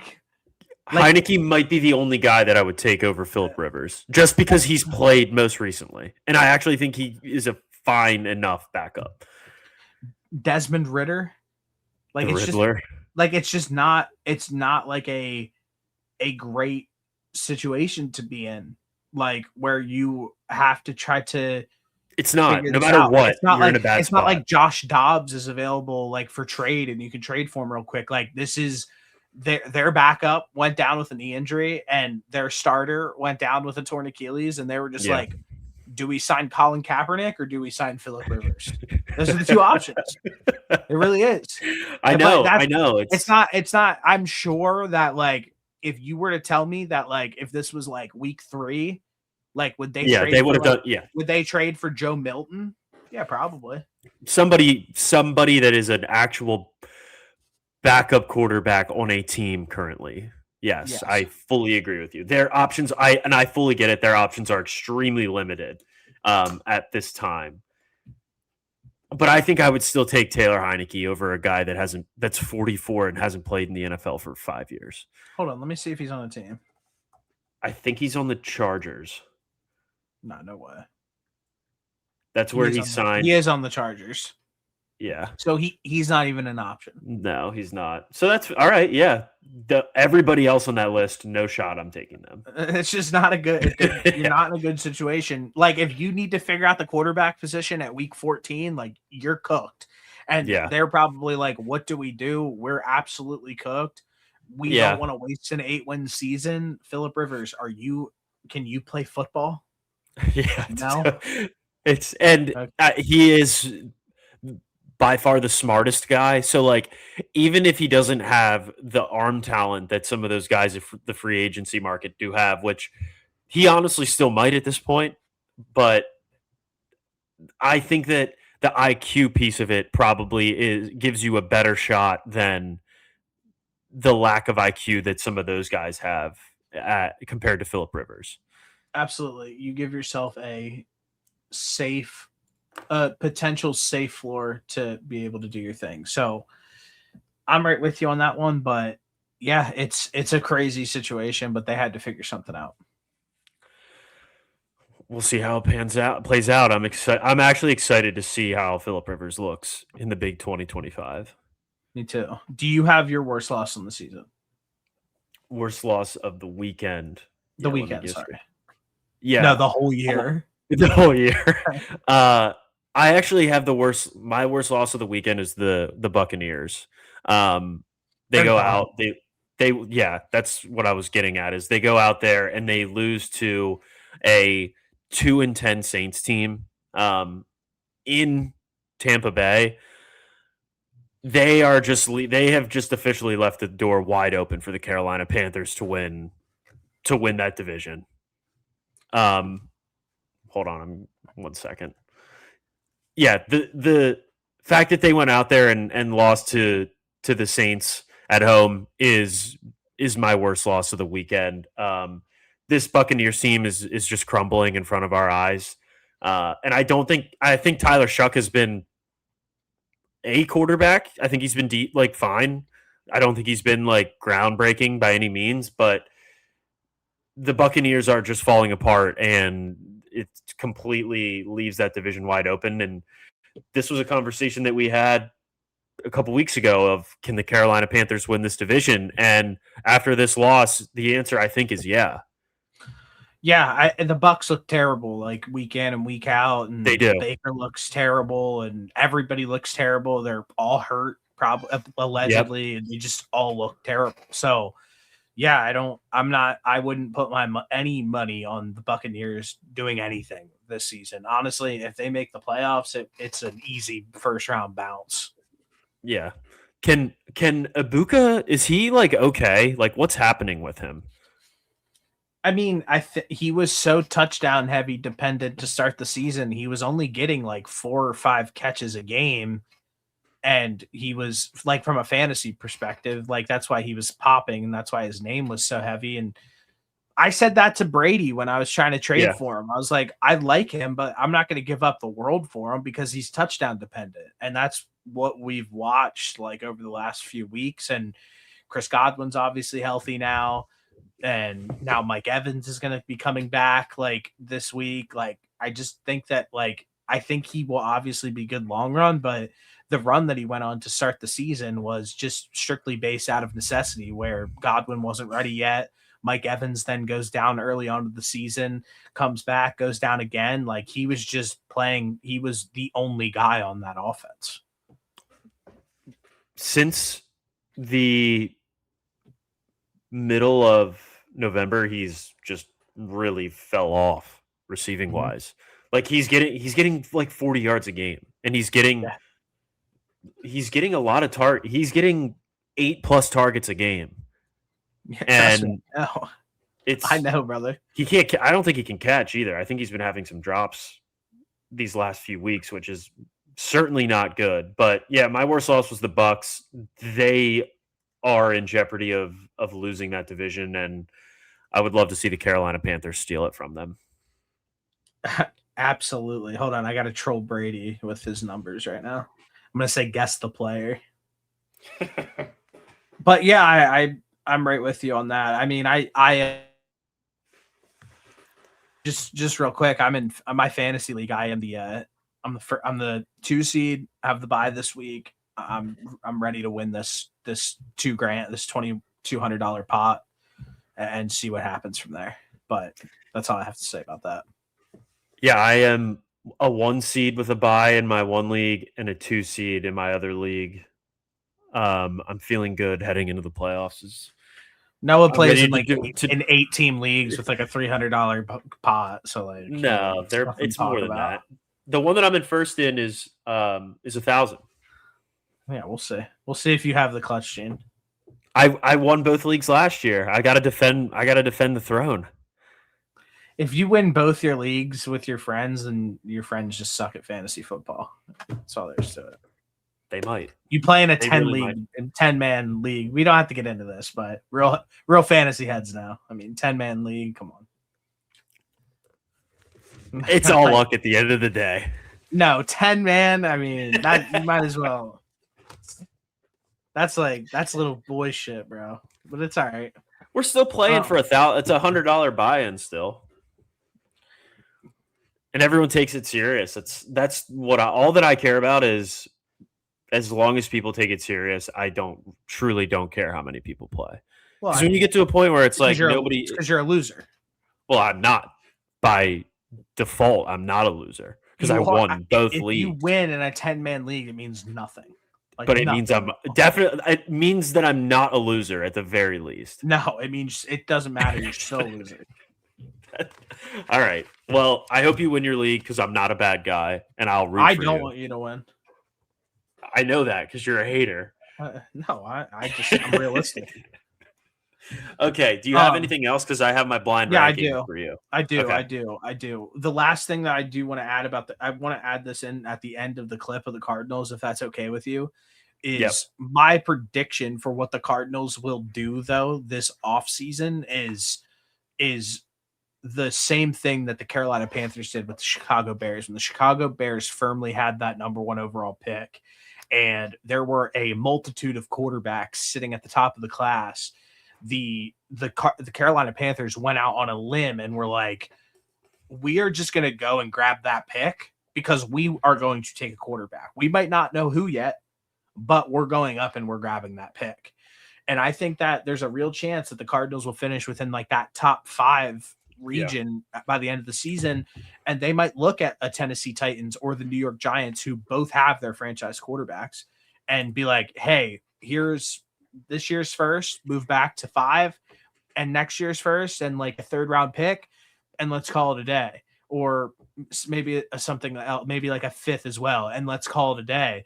And then the Cardinals will then firmly be in that number 1 overall pick and take, like, it will be their choosing, whether that be like a Fernando Mendoza or a Dante Moore or whoever, Ty Simpson, whoever it is with that number 1 overall pick, but firmly be like, this is our pick. Obviously, Monty Ossenfort needs to make that statement piece like of his resume here, where it's like now like people are starting to question everything about the Arizona Cardinals. And if you are going to move on from Kyler Murray, you definitely need that succession plan like locked in and set in stone. And I think that is just what they're going to do, like for this 2026 season and NFL draft. What's crazy is I'm looking at Tankathon right now, and with 3 wins, the Arizona Cardinals are in 8th, are drafting 8th. It's ridiculous. Crazy. And there's 1, 2, 3 teams ahead of them that probably could go quarterback. That's why they need to jump up and solidify. But go ahead. I got Vegas, the Browns, and the Jets all potentially going quarterback. Sounds right. So, yeah, they're gonna have to make a move if that is how this board shakes out. We still have a few weeks left, so this is obviously subject to change. But yeah, I think that's probably a good move. They're gonna, if they can't go into next season with the current quarterback situation that they have, and we talked about it already. Like, the free agent market is nowhere near worth spending on from a quarterback perspective.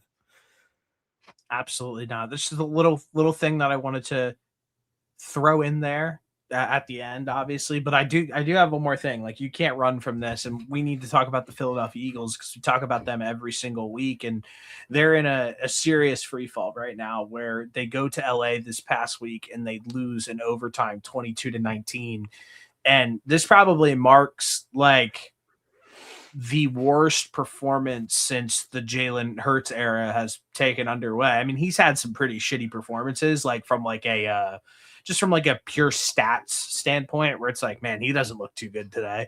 But like from like a turning the ball over perspective, it was just like, man, you suck. Like you're bad. And like you throw 4 picks. The one play where he throws a pick and then he fumbles on the same play, like it's just like, wow, like what is going on with Jalen Hurts? So one, what happened? He had 4 rushes for 8 yards. He threw the ball. He had 40 attempts passing. He threw the ball for 240 yards. Had four picks. It's just like, what is that? What is that performance? It doesn't really make much sense to me. And even when Saquon Barkley has like 122 yards on the ground, like how do you throw the ball 40 plus times in a game like this? The Saquon Barkley stat is like extremely misleading. He had majority of those yards on 3 runs. One of them was like a 52 yard touchdown.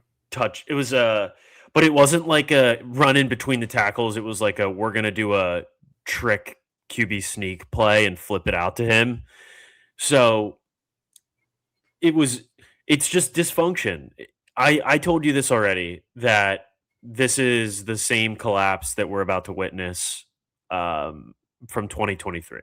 It's the defense. It's not from a defensive perspective because the defense is actually good, but this offense is just the definition of dysfunctional, the definition of bad. They're just bad. They can't run the football. They can't throw the football. They can't put together a cohesive drive, and you can't ask your defense to bail you out every single time. They're just not good on offense. And it starts at quarterback. Jalen has been bad.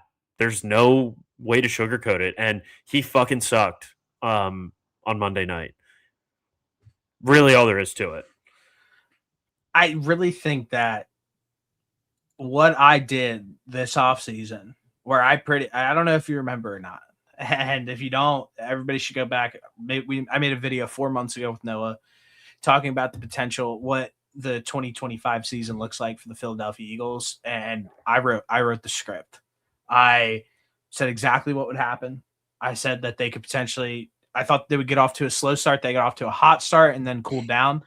But I was like, at what point does this team just struggle and the media gets to them, everybody gets to them, and they just absolutely crumble? And I picked them to win 9 games. Right now, that looks good. It could be potentially tracking for a 9-game season where they could, or a 9-win season, which would be insane just because based off of how they started off this year and then the run that they went in after they lost to the Broncos and the Giants. I thought that they kind of were starting to pick back up some steam. They win over the Lions. I was like, okay, that's a big win too. But these back-to-back weeks with losses to the or 3 weeks in a row, back-to-back, with losses to the Cowboys, with losses to the Bears, and then this loss to the Chargers, it's just gut-wrenching blows where the Cowboys game, they're up 21-0. They go and lose 24-21. The Chicago Bears absolutely steamroll them and run the ball down their throats, and everybody's like, what the heck? They're 7-point favorites and get smoked. Then the Chargers, where it's like an absolute that game.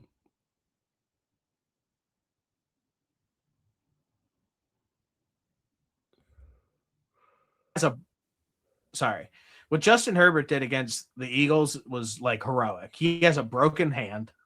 He was getting the shit kicked out of him, literally, and he was still running, still making plays, still trying to make things happen. And it's just like, how did he do that? He played with so much guts. That's who he is. He will play through as long as he can hold a football and is able to stand. He'll play quarterback. That's who Justin Herbert's been his entire NFL career. He will go out there and legitimately die for the Los Angeles Chargers, and you got to respect it. Yeah. It wasn't a pretty performance by any stretch of the imagination, but it was a gutsy performance for sure. But And then to just lose, and the way that the Eagles lost in this game too, where it's like you're driving down an OT, you're making play, you're chilling almost. I would call it like it's just like, oh, I was like, oh, the Eagles are gonna win this one, like of course. And then it just a random unnecessary throw to the outside of the numbers, which Jalen Hurts is just not a great thrower of that pass, and it gets tipped and the D-back makes a play on it. And it's just like, why did they do that? I will give Jalen Hurts some credit as well. Like that throw to AJ Brown, where it was like literally in his breadbasket, where he 1,000,000% should have made that catch. Like 100 times out of 100, you should make that catch no matter what. That could have potentially iced the game. Obviously, there was still time on the clock and things happened, like the whole nine. But it's like you don't know. Like, but that should have been 100% a touchdown. But like outside of that, like weird game for the Eagles, and it's just like, what's next? They play the Raiders, they play the Commanders, they play the Bills, and they play the Commanders. They should go 3-1 in this stretch, and I'm worried. I'm worried that they might not. They're going to be in 3 games where the team is actively trying to lose. And if they don't win those 3 games, which it's honestly a lose-lose situation, because say they do go out there and they do finish this season 3-1 against in these last 4 games, they end up making the playoffs, they end up winning the division, they win 11 games. I can guarantee you that the offense still looks like dog shit in those 3 wins if they somehow go out there and pull it off, just because of how bad these teams are offensively.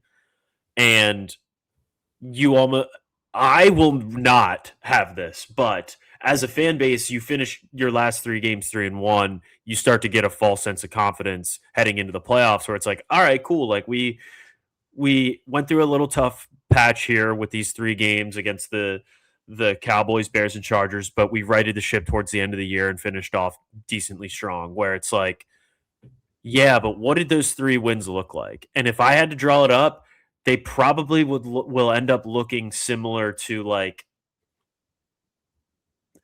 I'm trying to think here, like the Lions win, where you get like maybe like a 21-9 or like a 17-3 type game against the Commanders, right? That's not a sufficient win for a team that you're looking for some momentum as you head into the playoffs. Like, I could be wrong, but I know this team pretty well. This offense is gonna continue to look the same.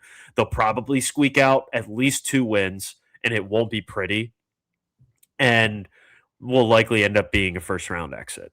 I hope I'm wrong, but I've seen this story before. Yeah, I guess the last thing that I want to say too is just like where is it at with the Jalen Hurts situation, the Jalen Hurts thing? Because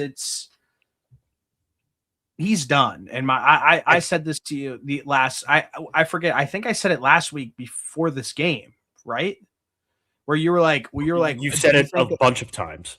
But you said, where are you at with, like, do you think that I'm like underreacting to this? And I was like, yeah, because I think Jalen Hurts is like that bad. And then he comes out and has this performance like this past week. And like, not that I thought that he would play this poorly, like, Correct. You know what I mean? Like being like putting the ball in so much danger and just like looking bad. But like, I think that like I think that Howie Roseman's a really smart guy. I think that he is on the cutting edge of everything in football. Why are we sitting here acting like he's going to keep Jalen Hurts as the quarterback? That's like where I'm at with this situation, where it's like, you're telling me that the smartest guy in football watches Jalen Hurts on a week-to-week basis and goes, yep, this is our guy for the next decade, and he's going to win us a ton of football games and potentially another Super Bowl. I think that's absolutely fucking insane. So I think that there's a real shot that he could be like, Jalen Hurts could be on the cutting block. Like, is it this season? I don't know. Like the Eagles usually move sooner rather than later. I just think it's something to throw out there and not be overly shocked about if you're an NFL fan or an Eagles fan in general. Like that Jalen Hurts era in Philly like could potentially be over, especially if this last 4 weeks of the season. If you drop one of these games to the Commanders, if you drop a game to the fucking Raiders, if he looks bad against any of these teams, it's going to be like, okay, well, what do we do? Because you're clearly you don't have it anymore. So I think that I will give credit to the Eagles front office, where if they do move on from Jalen Hurts, I am inclined to believe that they will they will right the ship very quickly and figure it out and get another contending team in the building and be good. But right now, I think the current structure and ideology of this team is just so far past of what it was like three years ago last year. And I think it's just time to probably reset for them, which is crazy to say. I have two things. I did see an article, I don't know how true it was, about the Eagles potentially taking a quarterback in this upcoming draft.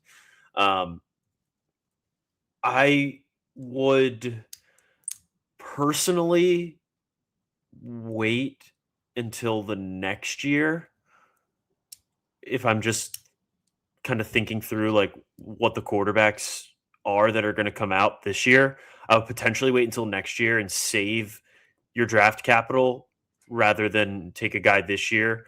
But I think it's the right move to at least begin the process of looking if they haven't already. I've been reluctant to say this for a while because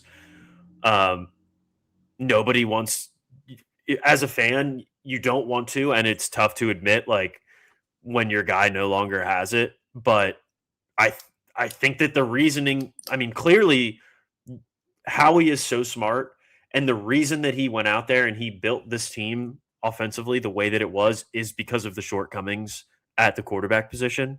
You don't go out there and put together a top 5 offensive line. You don't go out there and bring in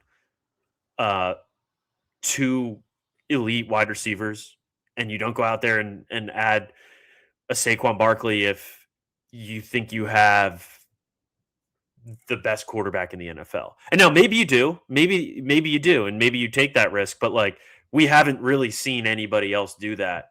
Putting all their chips on the offensive side of the ball. I've been saying that for years. You have, and that's why I said I've been reluctant to say it, because you don't want to admit it as a fan of your team, even though they have been winning games and they have won games. You don't want to say it.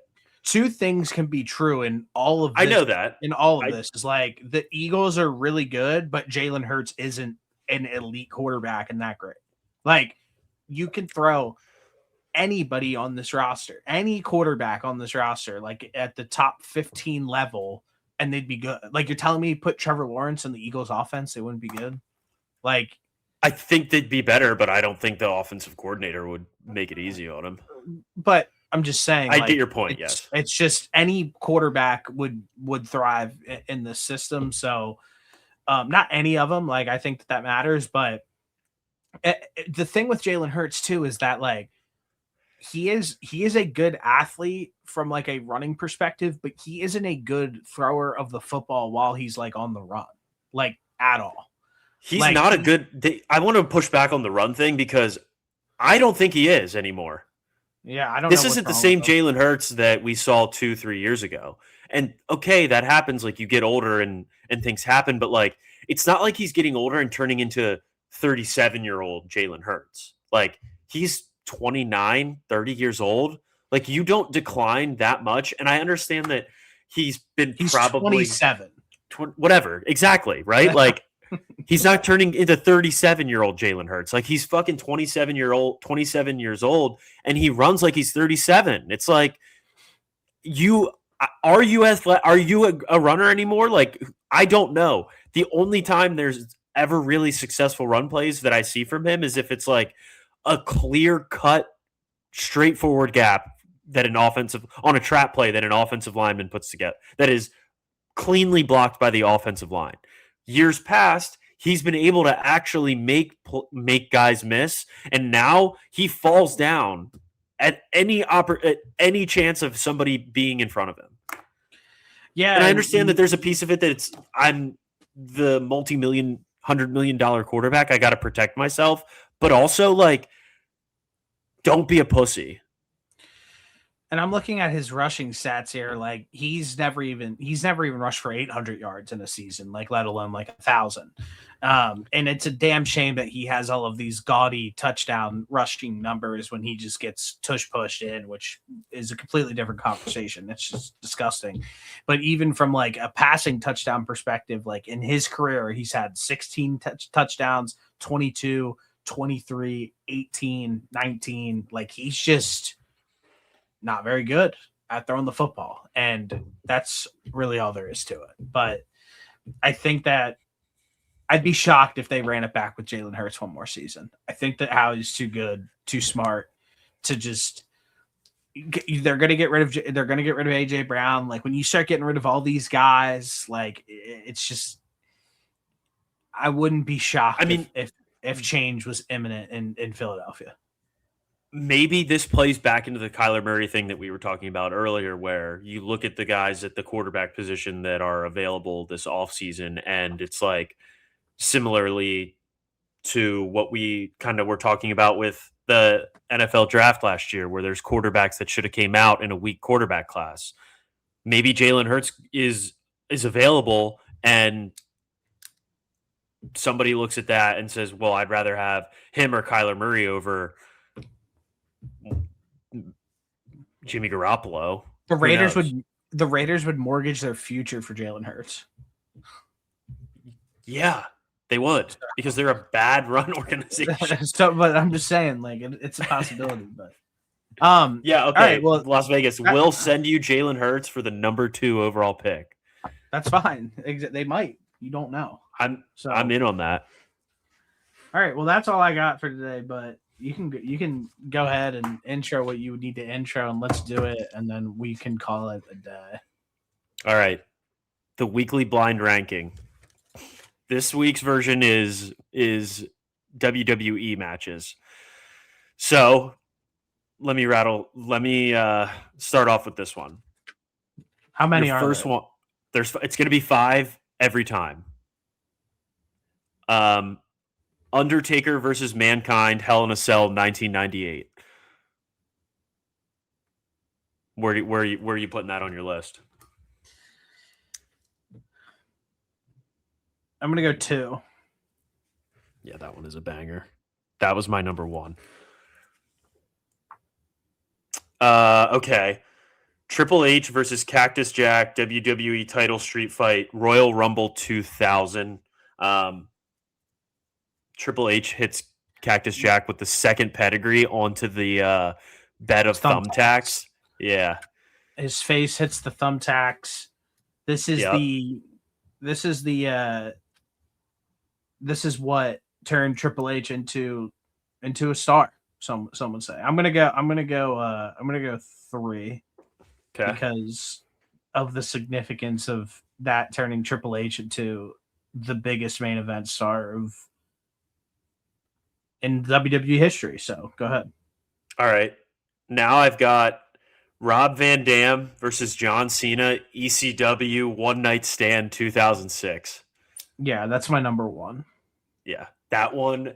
So the Timothy Chalamet tweet or whatever interview where he talked about that pay-per-view made me go and check in on that and all of the matches that happened in that night. And the ECW, I didn't watch a ton of ECW, to be honest, but the ECW matches being in like the close confined like rooms where everyone is like right on top of the ring, and that one specifically, it looked like it was in like an old opera house where like there was people from like the rafters on the sides, and so that's called the Hammerstein Ballroom. That's a historically famous spot in New York where like big wrestling events happen. the reason why I know what ECW is and I'm so like familiar with it is I was born in 1996. ECW was big like in like the late 90s, like early 2000s. And my dad, we used to live down the street from where like the ECW matches like used to take place, and we would see like the performers like walk past our apartment to like get on the bus, or we would go to some of the events. And like, I mean, if you don't know like New Jack or like the Dudley Boys or Rob Van Dam or Sabu, like the Sandman, like all these Tommy Dreamer, like all of like the legends of ECW, like they're just, I mean, there's really the lore of ECW is some of the greatest, like, I guess it's like independent wrestling lore, even though they went and got signed by the WWE at some point. But yeah, ECW is one of the greatest promotions of all time. So I'm right there. But this match personally, for me, I watched the WWE when I was like a kid, but like the first like cognizant memory of like watching like a full like cycle of like WWE was like from like 2005 to like 2007, like that era. And 2006, when John Cena was just like on like this like absolute tear, to see that Money in the Bank match at WrestleMania when Rob Van Dam won the Money in the Bank match was a classic. Then he goes, and nowadays it's more of like a planned like cash in, where like the competitor will be like done a match, they're like laid out, and like they'll come in and like cash in, like for example, like that usually happens. Rob Van Dam like cut a promo with Paul Heyman and was like, I'm cashing in on my turf at Hammerstein Ballroom, like for ECW One Night Stand, like just like setting the stakes, like making it big. And I think it's really hard to replicate like that feeling. One, they'll never do a WWE show in the Hammerstein Ballroom like that ever again, with the amount of star power that was on that. Like Rey Mysterio was world heavyweight champion. He went up against Sabu. John Cena was WWE champion, went up against Rob Van Dam. We got Edge and McFoley versus Tommy Dreamer and Terry Funk. Like, it's just like Randy Orton came out and wrestled. It was just like all of the big stars coming out. Like, you'll just never get something like that again. But like, I still think about like when you like the sign over the edge of the thing that says like, if Cena wins, we riot. And it was like, it was like an away game, hostile environment. And like John Cena just walks out like with his head down with the belt above his head. And like people are like flicking him off and like freaking out. Like it's hard. Like as a kid, like I still vividly remember watching that specific match in 2006. And it just like bringing chills, and it still stands the test of times. Rob Van Dam is like one of my personal favorites ever. And yeah, so that match is easily number one for me. It's one of my favorites ever. And the stakes and getting to see Rob Van Dam, who like finally get put over in ECW, winning the WWE spinner belt, it was just like absolutely like insane. So yeah, it was one of my favorite. That the ECW 2006 One Night Stand is crazy by far. There is a spot that Terry Funk does where his eye looks like it gets like carved out of his head with a piece of barbed wire, and it is the craziest thing I've ever seen to this day. So yeah, that I actually watched that one this one specifically, the Rob Van Dam John Cena one, as I was coming up with this list. That ballroom is just like perfect for that moment. And it's like, if you put that in a bigger scenario, it probably doesn't hit it in a bigger setting. It might not hit as hard, but just because everybody, it feels like it's so loud and so close, and like, I don't know, it has like a piece of like, well, where wrestling is like rugged and we're going to beat the shit out of each other. There's like that element of like kind of class to it because of how sick the ballroom is. It almost feels like they created like a video game level. And dude, that building is, I know you don't know, but that building is very historically rich for wrestling, and AEW does shows in there. Other people still do shows in there as well, but it is a historically rich wrestling building for sure. Yeah, that was, I don't think you could have done that pay-per-view any better. No, one of the best ever. Okay. The next one I have is Shawn Michaels versus The Undertaker, Hell in a Cell, 1997. I'm going to go 5. Okay. So coming in at 4, you have Mr. Kennedy. Real quick. The reason I say that is that, although it's the first ever Hell in the Cell, I feel like it's one of the most forgettable ones because people, the Mankind Undertaker Hell in a Cell really takes like the image of like what Hell in a Cell is. 100%. And I think that is why I'm putting that at the lowest part of the list, just because not that it's forgettable, but in this it is. You said the name that you said makes me regret that I didn't put this at 5, but go ahead. Mr. Kennedy, CM Punk, Randy Orton, King Booker, Jeff Hardy, Edge, Matt Hardy, and Finlay, WrestleMania 23, Money in the Bank. Yeah. So I don't regret it, actually. I wish that for some reason at that time period, I think that was 2008 WrestleMania, correct? Is that the year? If that's what 23rd WrestleMania was, I think it was probably around that. Yeah. WrestleMania 23 year. 2007 at Ford Field. Okay, 2007, but it would have gone into like the 2008 like era of like so they were Mr. Kennedy won this match, right? He did, yes. Okay, so they were trying to push Mr. Kennedy to the moon for whatever reason. Heavy. And he got caught doing steroids, I believe, and got like a wellness policy, and they stripped it, and then Edge got the Money in the Bank from him. Really, this my favorite ever Money in the Bank? It isn't, but whenever you put, my favorite one ever is when Rob Van Dam won. But whenever you put these guys in a ladder match, like when you put like you said Jeff Hardy, Edge, who else was it? Matt Hardy, Randy Orton, CM Punk, and King Booker and Finlay. Yeah, Finlay. You just look at the star power like in that match, and then you add like Matt, Jeff, Edge, who are the TLC originators, ladder match like gods. Honestly, when you think about it, it's always that. And the spot where Edge is laying on a ladder and Jeff Hardy climbs to the top of a 20-foot ladder and just leg drops him from the top, ladder splits in half, and it's just like an absolute car crash. That's probably one of the most I remember being a little kid, like being like, holy shit, he just killed him. I thought the same thing. I was like, oh, he's dead.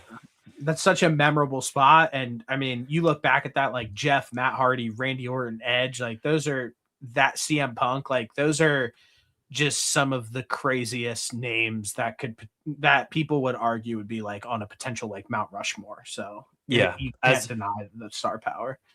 I just don't like the outcome.